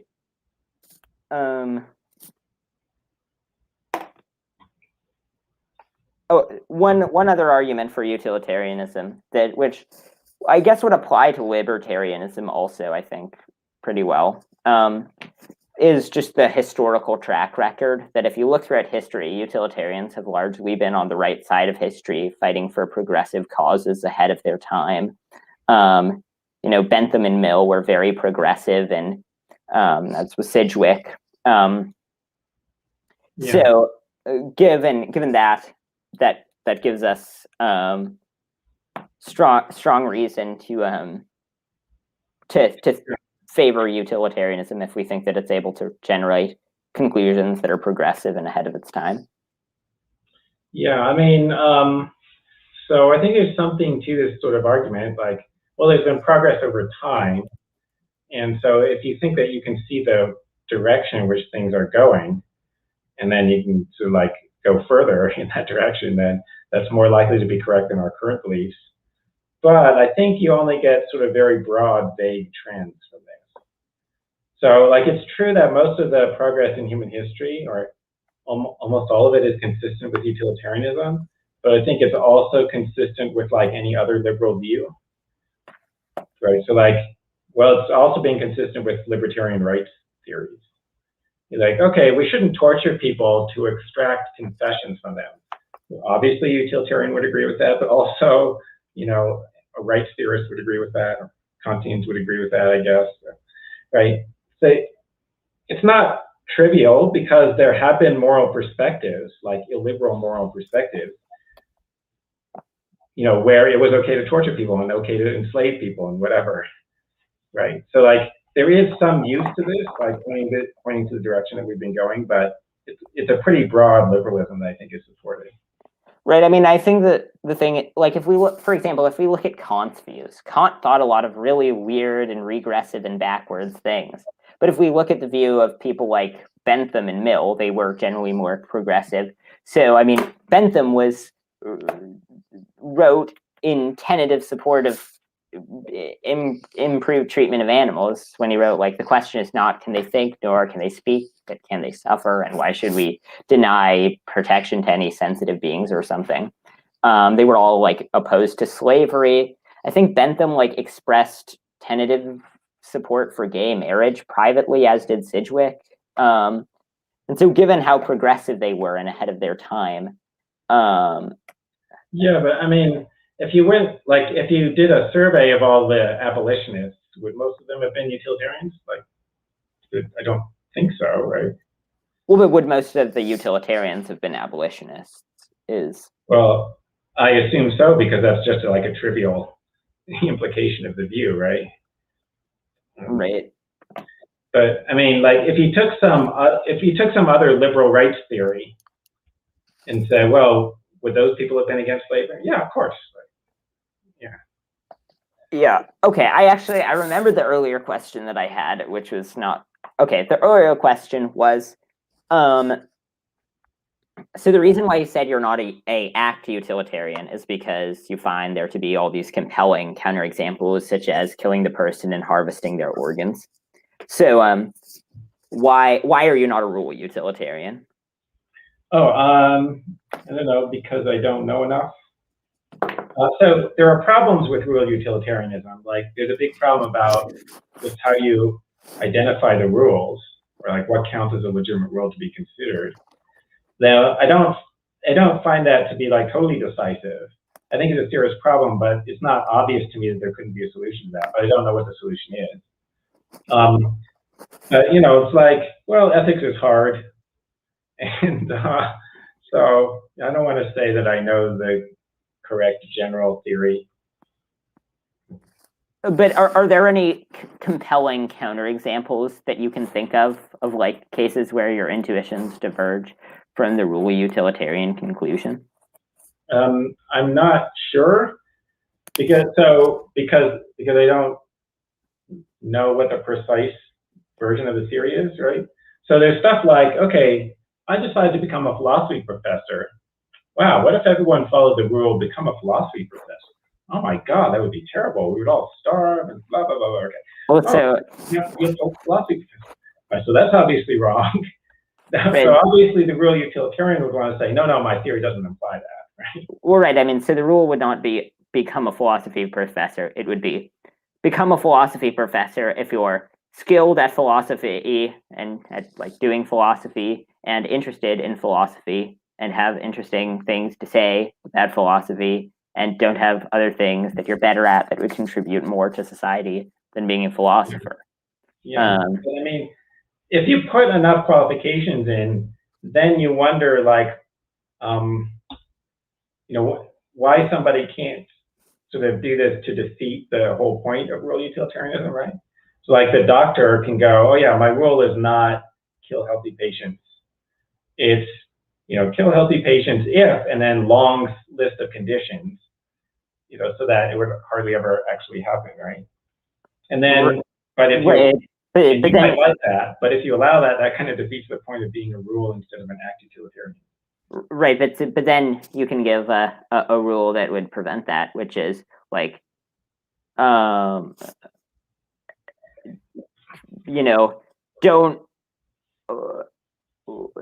just like don't violate basic important societal prohibitions on things like murder or theft or slavery, unless you have like an extremely compelling reason to do that. And that rule would entail not making that very specific exception. I don't know about this. I mean, you say, well, it's a really compelling reason. I mean, I'm going to save 5 lives. I don't know. You might say that's not compelling enough, but then I don't know. But then, okay, so if I'm living in the slavery era where there's a prohibition on helping slaves escape, and I go, so I can violate this because there's a really compelling reason, like, right, this person's freedom is more important, right, than following the traditions. And you go, okay, well, if saving 5 lives wasn't enough of a compelling reason, then like freeing one person isn't enough of a compelling reason. Right. Though, I mean, surely the threshold for a compelling reason would have to be very high. But surely like, if you could kill one person and then every cell in their body, you could like distribute to save a person. So you just like end all disease by killing that one person. Presumably you would kill that one person. Yeah. There are a lot of cells in the body. Yeah. Actually, that would save more lives than the total number of people. So like it would be saving lives for centuries, for whatever millennia to come, right? Right. So yeah, I think you got to do it. Yeah, but so I mean, like you asked, are there any counterexamples to rule utilitarianism? It's like, well, it depends upon what the exact versions of the theory is. We're not even sure if we can sort of like, we're not sure if there is a version of the theory that really utilitarians would be happy with, right? Because like, if you make it too restrictive, then, well, there are going to be counterexamples either way, right? Like, you want to allow in only the good rules and not the bad ones. Right. I mean, so it seems like with the rules that you could generate on your rule utilitarianism would just be the rules that like if you generally follow them would make things go best. And so and it seems like if you're constantly looking at whether like if you analyze thefts individually, so you're like, well, if I stole this guy's wallet to give to charity, it seems like if you went around your life like just constantly doing cost benefit analyses on thefts, and then just like occasionally mugging people when the calculation says that it's good, that would not make things go best in the long run. Similarly, if you're constantly on the lookout for, if I kill this guy and take his organs, would that make things go best? You're likely to have cases where you take someone's organs not for a good reason, and so just things go best generally when we have the rule that unless you have this like really, really strong reason that will save like maybe hundreds or thousands of lives, just don't violate the general prohibition on like murder. Yeah, I mean, I don't know why things wouldn't go best, if you occasionally harvest some organs. I mean, okay, so like you do this one time and it saves 5 lives, and like, why would that not be the best? And like there has to be some consequence that outweighs, 4 extra lives. You killed 1 person, so there's a net gain of 4. So there have to be some other consequences that outweigh 4 lives. I don't see this. I mean, well, it seems like there are not that many cases where you can kill a person to harvest their organs to guaranteed save 5 lives. And there are a lot of cases where if you kill someone and harvest their organs thinking it's for the greater good, it will not in fact be for the greater good. So it seems like just a good decision making, and you can potentially be liable for harvesting people's organs because of this oppressive government that says you can't harvest people's organs. Even there's a good chance of going to prison. But anyway, so realistically, although we're supposed to imagine that you won't. But anyway. Right, and so just given all those caveats, it seems like you would be expected to do more good in your life if you follow the rule, unless you're likely to just save the lives of huge numbers of people. Just do not. No, don't kill people. So ex ante, like when you first become a doctor, you should not expect to ever find a situation where you could harvest the organs and save 5 lives, because in reality, most people are not compatible. Most donors are not compatible with most patients. So, you try and take this guy's organs, they'll probably be rejected. But anyway, okay, but suppose that you actually find yourself in a situation where there's 5 people that you could save. Then you should, that is, and whatever, let's accept that there's some chance that you're going to be caught and then you'll go to prison, right? Because I guess we're trying to be realistic, all right? So let's say there's a 10% chance that you get caught and you go to prison. Yeah, it's still worth it, right? Save 4 lives, 10% chance, 1 person definitely dies, 5 people are saved, and 10% chance you go to prison the rest of your life. Seems like it still comes out in favor of the action, right? I mean, yeah, I mean, what else is supposed to happen that's going to outweigh that? I think it's sort of hard. Like my intuition would say that just things would be likely to go best if you just generally don't like if just taking people's organs is just not even an option that you consider unless you're just compelled with this very, very, very strong reason, such as saving the lives of hundreds or thousands of people, to kill someone and harvest their organs. But I would have a question to sort of test your anti-organ harvesting intuitions. Okay, so let's change the case. So it's not a case of you killing someone and harvesting their organs. There is some other doctor who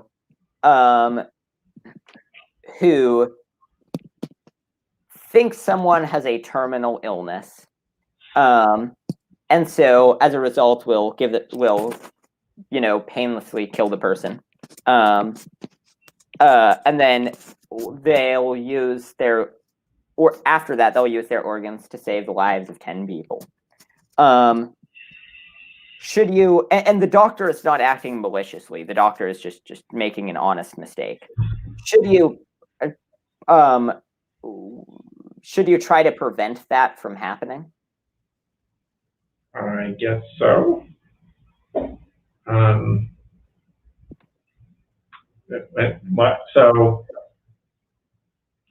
So wait, does the guy actually have a terminal illness? The guy does not actually have a terminal illness. Right. Okay. So it's just like the organ harvesting, except with 10 people instead of 5. Oh well, wait. Sorry, I saying 10 rather than 5 is an accident, so we can just say 5 instead. So it's someone. It's another well-intentioned person who will bring. So I guess the question is, so like I always said that you shouldn't do the organ harvesting yourself. So the question is like, should I intervene to stop someone else from doing it? So I guess yes, but I would think that you have a lesser obligation, right? Like you have more of an obligation to ensure that you don't do the wrong thing than you do to ensure somebody else doesn't. And like you only have to stop the other person if it's like reasonably easy. Like you don't have to take a big risk on yourself or whatever. It doesn't have a large cost to you.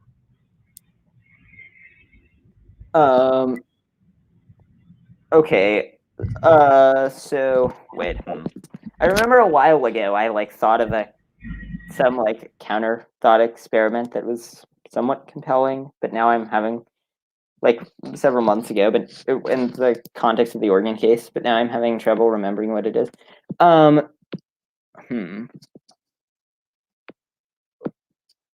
So could you?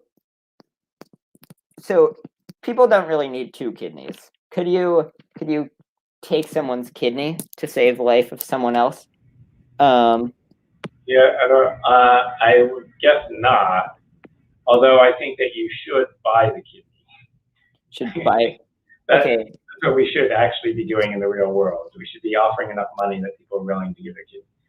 Yeah. So the real question is, can you reach inside, grab someone else's kidney, and then use it, and then give it to the drowning child to pull them out of the pond?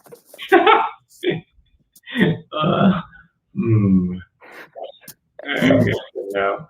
But oh yeah, but I mean, so there are puzzles surrounding deontology. So when I was in college, whatever, I had an ethics class with Robert Fogelin or something. He gave this, or just asked this hypothetical, I guess. Like, so there's a scenario in which you're thinking about shooting one person, which will prevent 20 other people from being shot, and then you're supposed to think that this is really problematic. So you're supposed to think it's not clear whether you should shoot the one. Okay. And then Fogelin says, well, imagine that you're a bystander, and so you're watching this person decide, and either this one person is going to shoot one person, or someone else is going to shoot 20 people. What would you hope happens? So then it's like, well, you would hope that the one person shoots one person, right?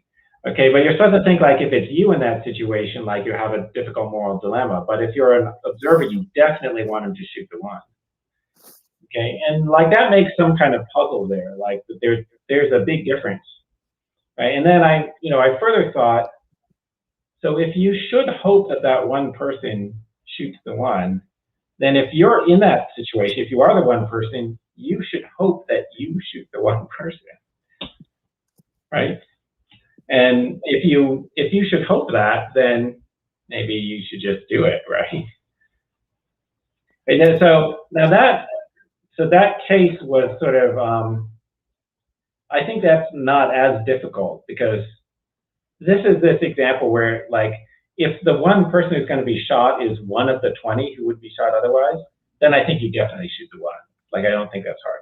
I think it's hard if the one person is not one of the people who is going to be shot otherwise.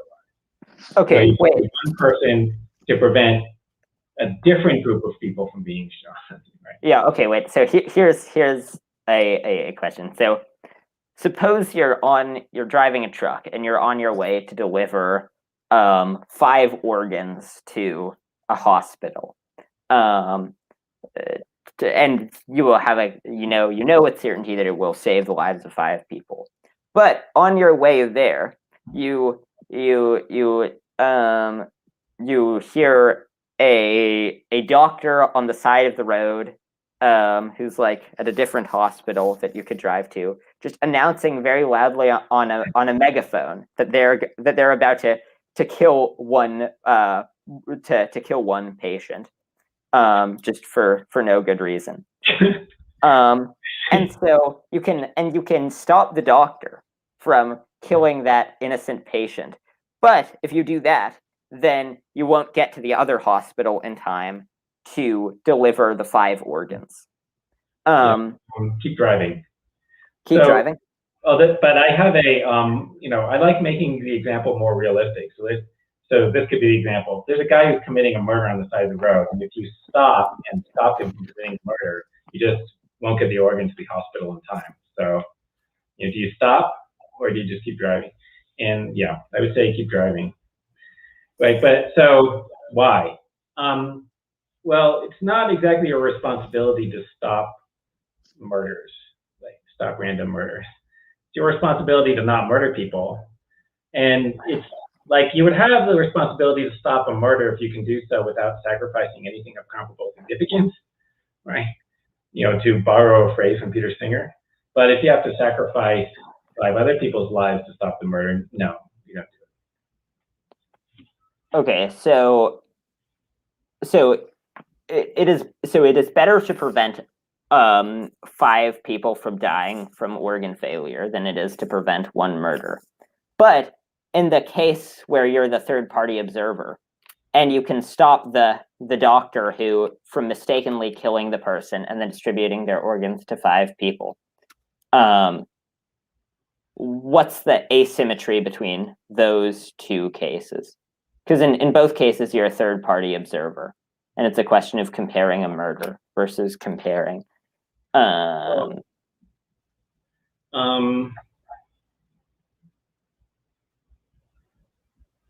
Okay, wait. So, so if you stop the guy, then you'll be preventing a murder, but you'll also be preventing 5 people from being saved. Right. In the other case, you can prevent a murder or or help to save the 5 people. Right. Yeah, I don't know. I guess the difference is that the way that you're saving the people either is or isn't permissible. So like when you drive to the hospital, you keep driving to the hospital, well, you're saving the 5 people in a permissible way. So like that takes precedence over stopping a murder. Right, but in the other case, where he's like, you know, he's going to be saving 5 lives in the impermissible way, I guess that doesn't take precedence, right? But I mean, you know, that example is what made me think of this thing about where if you're a third party, then you hope that the person does the thing that's immoral. So like, you know, suppose that you can't do anything about this guy. There's this guy who's thinking of like killing 1 person, you know, using the organs to save 5 people, and you can't do anything about it, so there's not an action. But what should you hope happens? Then you're like, maybe I should hope that he does do it, right? Because so there's going to be a murder, and it will be wrongful. And maybe murder is worse than dying of organ failure, but it's not 5 times worse. So like, just from a neutral, whatever, impartial perspective, I would hope that the one wrong action and one wrongful death occurs rather than 5 non-wrongful deaths, right? And there's some tension there to saying that I would hope that happens, even though I think that he shouldn't do it, right? Anyway, yeah, like, you know, I suggest this as an argument for consequentialness, right? Like, so the first step is you should hope that he does harvest the organs, and the second step is that means that if you were in that situation, you should hope that you harvest the organs. And if you hope that you harvest the organs, then you should do it. Yeah. So suppose that a doctor is on his here's a third example. So a doctor is on his way to work, and when he goes to work, he's going to, you know, with certainty that he's going to kill an innocent person by accident. He doesn't realize that he thinks that the person has like a terminal illness when they don't. So he's going to kill an innocent person, but then he's also going to prevent 5 people from having their from dying of organ failure. And you can stop the doctor from going to the hospital. Should you? Oh, I don't know.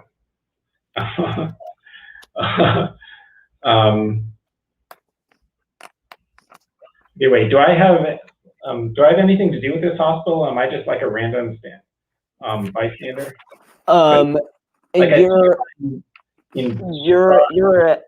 You're a random bystander. The guy's truck breaks down, yeah. And you have a device that could like make his truck stop being broken down. I don't know very much about trucks being okay. Down, but I can help him get to the hospital or not, right? Right. I would normally help him. So. Right. So I think that when we think through this case, it sort of the conclusion gets more and more ambiguous, such that I think that we just don't have as strong of a reason to doubt the desirability of taking the guys, that it would be good to take the guy's organs. Yeah. Are there other? We can stay on the organ point if you like, but are there other compelling counterexamples to utilitarianism? Because I actually find that the organ example is one of the more difficult ones to explain away. Yeah, I mean, that's my favorite example, I guess. But I mean, there's like several of them, which are, if you get my most recent book, Knowledge, Reality, and Value, several of them are discussed in there, which they're all things that appear in the literature. About that case that you were describing, though, I wanted to say, like, there might be sort of this doing allowing distinction. So, like, if I help the guy's truck, then I'm like helping to kill the one person. So maybe I can't do that. Okay, but maybe there could be a version where the guy is going to get there, but I could actually stop him. So like, I could pop his tire and they won't get to the hospital. So then you could ask if I should do that. And so then if I don't do anything, it won't be true that I'm helping to kill a person because I didn't do anything, right? I was being passive. So then, yeah, then do you let the guy go to the hospital? I guess I would go yes. Although maybe I should tell the person my information that enables me to know that he's misdiagnosed this patient. Right? Okay. But anyway, assume that. And then he would say, "What do you philosophers know about medicine?" And brush you off dismissively. No, I try. He doesn't believe me. He's going to go anyway. I could, flatten his tire. It won't hurt anyone, but he just won't get to the hospital in time to kill that patient. Should he do that? I don't know. I think the conventional answer is yes, you should, but I'm not sure that you should do that. Maybe you should let him go. Yeah, I mean, the other thing that I think makes the intuition less sharp is if we just think about it from the perspectives of the individuals involved. So, like, from the perspectives of the one guy who's going to die, like, okay, yeah, no, it's unfortunate that he's going to die. But I mean, if you were one of the 5 people who was, or a family member of one of the 5 people who was going to die, I don't know. It seems much more reasonable that other guy should die, so that the whole group of you doesn't have to die. Yeah. There's like you can give a sort of original position argument, right? Like, if we were all deciding what should be done without knowing which position we were going to be in, we would all agree kill the one person, right? Right. So I think that has some force. There's a interesting example by Caspar Hare, which is like this, except you don't have to imagine an original position. It's so there's the footbridge version of the trolley problem, right? And Caspar Hare's variant is so all 6 of the people are they're locked in suitcases. Wait, I remember reading about the footbridge version, but I've forgotten exactly the way it works. Can you explain it? Yeah, so trolley is heading for 5 people, and there's a bridge that goes over the track, and you can push somebody off the bridge into the path of the trolley, which will stop the trolley, and then it won't hit the 5. Okay. And then the intuition is supposed to be you may not push the one person off the bridge.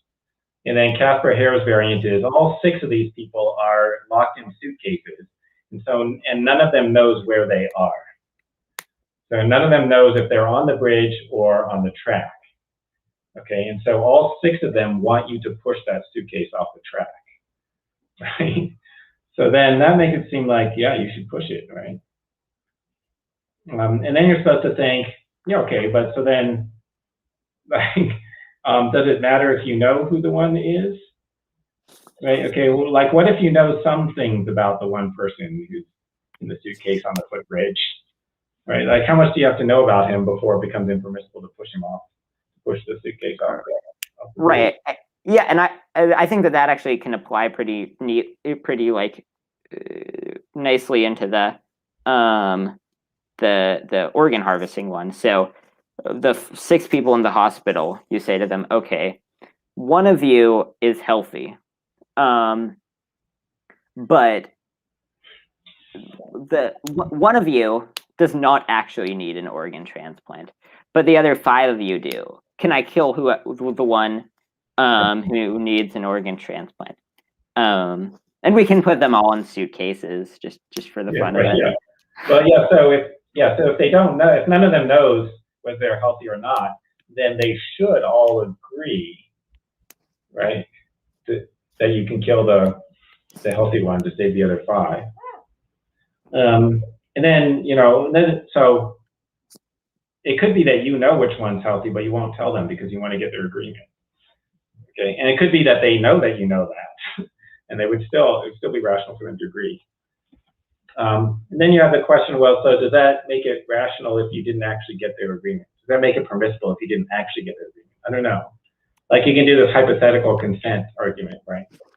Like, well, rationally they should agree, so. Right, and then you can give this further argument that, well, maybe it's not morally relevant if they have the knowledge.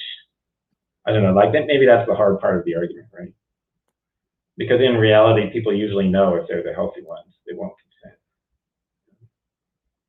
Yeah. Yeah. So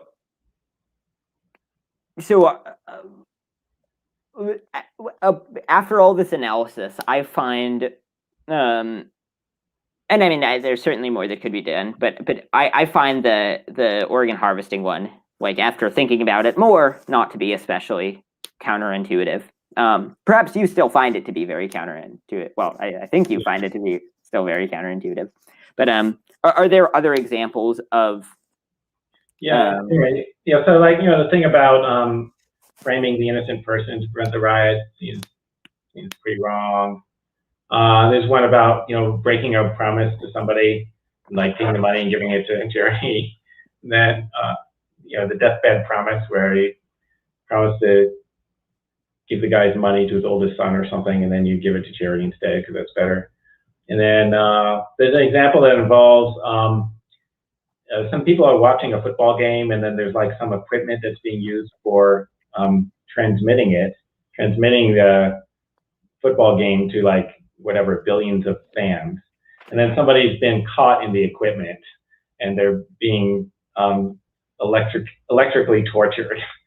And if you take them out of the equipment, it's going to cause the show to be interrupted, right? And then there's just like a large number of people whose entertainment is going to be interfered with briefly. So, you have to leave the person, right, trapped and being electrocuted in order to avoid interrupting the entertainment.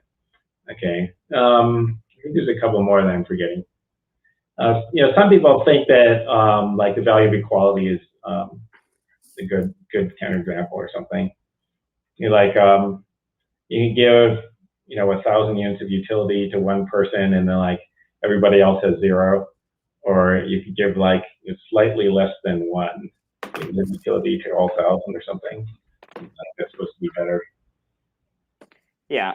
Okay. So in terms of the framing the innocent person, I think that if you're opposed to framing the innocent person, I think that would entail just getting rid of the entire criminal justice system, because inevitably in any criminal justice system, many innocent people will get convicted. Looks like somewhere between 3 and 5% of convicted people are innocent.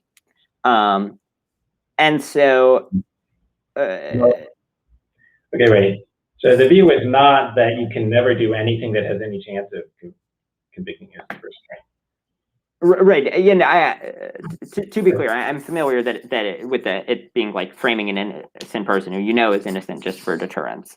But I mean, so I think there's a problem for absolutism. Like if you think that punishing the innocent is like infinitely bad or something, then you have to dismantle the justice system. Right. But so if it's a choice between locking up 20 guilty people or preventing a mob from killing 5 people, and you can prevent one or the other, which one should you prevent?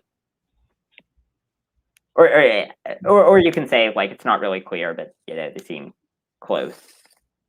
Right. Sorry, I was unclear on that. So you can either prevent 5 people from being injured by the mob, or do what? Or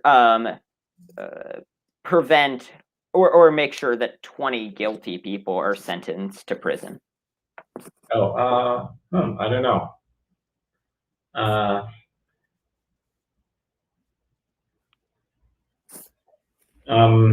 mean, so like, on standard deontological views,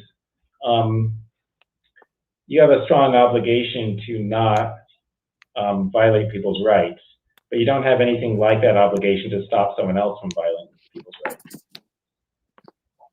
Right. So yeah, stop people from violating other people's rights if you can, but like it's not nearly as strong as the obligation to not do it yourself. Right. So if the question was like, should I, like injure the 5 innocent people in order to get 20 people to go to jail, then I think the answer would be pretty clear. Like, no, I shouldn't do that. Right. So if we lock up 20 people, let's say that 1 in 20 people are innocent. So if we lock up 20 people, we know that one person who we lock up is innocent. So if we can lock up an innocent person to lock up 19 guilty people, if we know that that would be the result, it seems like we could similarly lock up an innocent person to prevent a mob from killing a large number of people. Okay,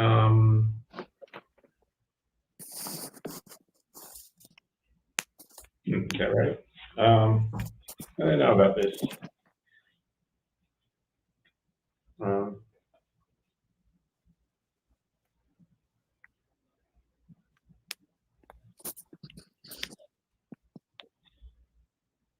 Yeah, I'm not sure. Yeah, so, but I guess I would say, I mean, first, most people think that the percentage is much less than 5.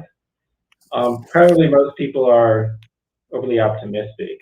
But anyway, people in the criminal justice system think that it's under 1%. They're probably wrong, being overly optimistic. But anyway. Yeah, the Innocence Project estimated it was somewhere between 3 and 5%.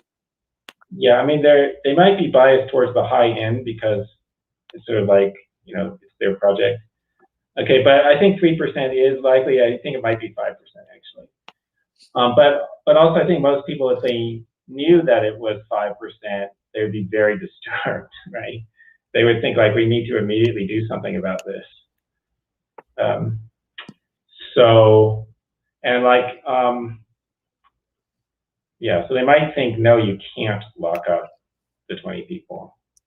So what if there's like, there's 20 people, a crime was committed and there's a group of 20 people and you know that exactly one member of that group did not participate in the crime, right?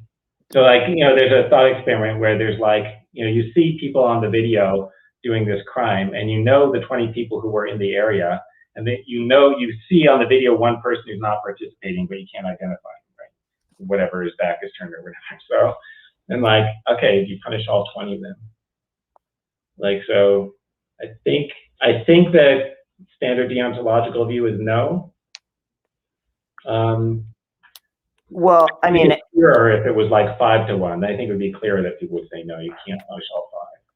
Right. I mean, I think the legal standard of innocent until proven guilty, I think, requires proving about a 90% chance that the person is guilty. But that means there's a one that at the lower end of, or sorry, innocent. I did not mean to say innocent until proven guilty. I meant to say beyond all reasonable doubt. That means that there has to be about above a 90% chance that they're guilty. That means that there's a 10% chance that they're innocent. Now, it's true that in many cases you have above a 10% chance. But I mean, if we have a 95% chance of flocking, if there's a 95% chance that a person's guilty, and a 5% chance that they are innocent. Yeah, I would have thought that beyond a reasonable doubt would mean more than 90%, like significantly more. But yeah, I would have thought a 10% chance counted as a reasonable doubt. But anyway. Yeah, but I mean, we can just scale up the numbers so we can make it so that it's 50 to 1. And if you saw, 51 people in an area and you knew 50 of them had committed the crime, most of us would have the well, depending on how heinous the crime is.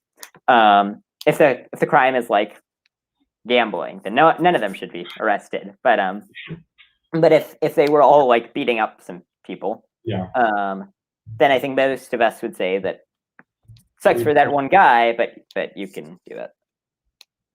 Oh, I don't know. I don't know what most people would say. Well, but if people would not say that, then I think they would have to accept that the current criminal justice system is just because it's definitely more, or it's almost certainly more than 50-1. Yeah, I think that's right. I mean, so I think most people's intuitive response would be that there's a difference between the case where you know that, like, with one innocent person is being punished, and the case where like you don't know but there's a probability, right? But I don't really see how you would make out what that difference is, right? Because like in the criminal justice system, I know that people are going to be punished. Right. And if you accept the view that you just espoused, it seems like an entailment of that would be that it would be good to, if you could press a button that would just free everyone from prison, that would be good, because. Oh, well, I mean, I guess the question would be, should the state free everyone in order to free the innocent people, right? And I don't think they should do that. Right. Yeah. But so, I think a thing that's sort of underappreciated is how much harm is done by violent criminals, particularly violent criminals, right? That can cause irreparable harm. Like, if you free the 20, there's like 20 people in jail and like one of them is innocent. If you free all 20 of them, and like if they're all violent criminals, then what's going to happen is a lot more than 20 people are going to be hurt and possibly killed, right? Right, but I mean, people who are convicted of murder, and like one of them is innocent, and then you free them all, it's like a lot more than 20 people are going to be murdered after that. Right, but however many you say will be murdered, we can just say that's the number of innocent people the mob are gonna go after. Yeah, I mean, well, at that point, then maybe you should free the innocent person. I don't know. Okay. Right. I mean, I think that on plausible utilitarian accounts, they would say that you need to have a relatively high, like it has to be a lot of people to frame the innocent person. And I think that if you deny that view, then you would have to be opposed to much of the criminal justice system. The next example, are you ready to move on to the promise example? We can keep going on the framing the innocent person example. Yeah. Are we going to talk about all the examples? Because I think we're almost at 4 hours here. I was planning on talking through all of the examples, but if you have to go, like I understand 4-hour discussions are a long time. Yeah, I mean, I don't have to go immediately, but we should probably wrap up, pretty soon. All right. I mean, there were I only wrote down 4 examples, so that the other ones are the promise one, the football transmission one, and then equality with a like sad face next to it. So we don't need, because you are not compelled by the equality example. So should we do both the promise example and the football transmission one, or just one, or? I don't know. Okay, so I mean, I think there might be another 1 or 2 examples that I've forgotten that are in my book. But I mean, yeah, I thought that the ones that we previously discussed are maybe the best examples. Yeah, there's also like this retributivism type example, right? Where you can give a benefit, you can give like 100 units of benefit to Mother Teresa, or you can give 101 units of benefit to Ted Bundy, right? And I don't know, just in case there's anybody who doesn't know, Ted Bundy is like one of the worst serial killers in history, right? And Mother Teresa is widely viewed as a saint. Yeah, though I think Hitchens made a pretty compelling case that Mother Teresa was something of a charlatan and was actually kind of bad. But I mean, a good person. Yeah. 100 to a really good person, 101 to Ted Bundy. And yeah, I don't know. But so, I mean, you don't have to try to convince me of utilitarianism. I don't know. Like, all right. Yeah, I mean, the thing is, I generally think that the counterexamples to utilitarianism seem compelling at first, but then when we sort of really boil them down, they become less and less compelling the more analysis that's done. So are you okay with giving the 101 units to Ted Bundy? Well, I think I have enough normative uncertainty. So I assign more than 1% probability to there being some desirability of retributivism, such that I probably would not. But I mean, to make up for that, if it was 120 units, then yeah, I would do that. All right. Yeah. Okay. Yeah, I'm committed to utilitarianism. Yeah. No, I'm not giving the cake to Ted Bundy. Do you have any thoughts on the repugnant conclusion? Yes, there's a great article on this called "In Defense of Repugnance" in Mind, which I recommend. I have not read that, though. I have an argument against the repugnant conclusion. We can wrap up after the repugnant conclusion discussion. So you think it is actually repugnant, or I think that it is inaptly named. Okay. So yeah, the so-called repugnant conclusion is true. It's just true. Yeah, I was writing a little bit about the repugnant conclusion, and I finished with it's not say repugnant. Instead, it should be named like the sunshine and rainbows conclusion. Yeah, I like to call it Parfit's theorem because I think the mere addition argument is just a proof of it. Yeah. But is that basically your argument? Is it basically the mere addition argument? Yeah, it's that we can keep making it. Yeah. Yeah, and actually, I mean, there's a lot of attempts to avoid the repugnant conclusion. Okay, why am I okay with that one, but not a bunch of other implications of utilitarianism? Is when you explore what the alternatives are, it's just they're all worse, right? And the logical space has been explored. So you can say, you definitely have to say one of this, limited number of things, and they all have worse implications than the repugnant conclusion. So. Yeah. Wait, sorry. One final question, not about the repugnant conclusion, but just if you were arguing with a nihilist, what would be your most compelling example of a case in which sort of a case where it's a person neglecting certain similar to a future Tuesday indifferent person, so where a person doesn't care about some element of their experience or something, where it seems very clearly like they're being irrational even though they're acting in accordance with their desires. Do you have any compelling cases that you find more compelling than the future Tuesday indifferent person? Oh, no. But I mean, when you say the nihilist, I take it that the nihilist doesn't even think that you have reason to satisfy your desires, right? Yeah. Well, there's different kinds of nihilists, right? So there are nihilists who just think, oh, there are no moral reasons, but there's still prudential reasons. Then there are these nihilists who think there are no practical reasons of any kind, or even there are no reasons, even epistemic, right? Neither practical nor epistemic reasons, right? So if it's just a moral nihilist, but they believe in prudential reasons, okay. Yeah, you might have had in mind this view that you only have reason to do something if you have a desire. Yeah, that is the view that I was referring to. If and only if, yeah. I mean, I think there's just there's a series of examples. So there's okay, so you have a final exam tomorrow, but you feel like studying tonight. Sorry, you feel like partying tonight instead of studying. So that's what you do. And even though there's going to be much worse consequences for you overall, okay, but you're acting according to your desire at the moment, right? Is that rational? Okay, and so then you can say, oh no, so you have to take into account your desires over time. You have to account for your future desires too, and how strong they're going to be. Okay, and then here's a different example. Remember the story of Odysseus and the sirens?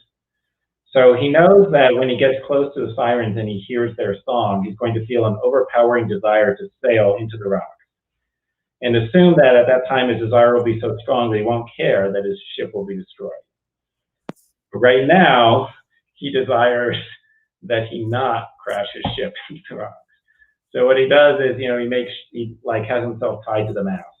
He tells the crew not to untie him no matter what he says. And so, okay, was that rational?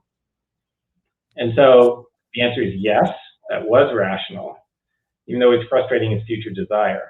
Okay, in the other case, where like you party instead of studying, it's not rational. So you're like frustrating, not rational because you're frustrating the future desire that's going to be stronger. But in the case of Odysseus, it is rational to frustrate the future desire that's going to be stronger. And so what that shows is there's no purely desire-based account of your reasons for action. Like it can't just be a matter, it's not just the strength of your current desires, otherwise the partying before the final would be rational. And it's not just the strength of the future desires or like the overall comparison of the two, because then it would be irrational for Odysseus to tie himself to the mast. So there's got to be some like other normative judgment that determines what it's rational to do, and not just the strength of your desires. Anyway, so and there's other examples like that, okay, for other things that you might think of as constraints. Right? Yeah, the example that I often give is, it seems like 4-year-olds have a lot of weird desires for things that they act in accordance with, but we generally, 4-year-olds do in fact have these really strong desires for sandwiches to be triangle shaped. And yet it seems like they're being irrational despite acting in accordance with their desire, because even though they have that desire, they have no reason to have that desire in the first place. Yeah. I mean, that's like whatever was like the example of the guy who just wants to count grass or something. Right? Yeah. Just some weird random thing where where there's no account of why that would be good, right? Right. So, and this suggests that the reason-giving power of desires has something to do with value judgment. There's got to be a possible rational value judgment that the desire is appropriate or something. Yeah. All right. Well, it's been good having you on the show. Very good discussion. Yeah. I appreciate you coming on. Thank you. All right. Thanks for having me.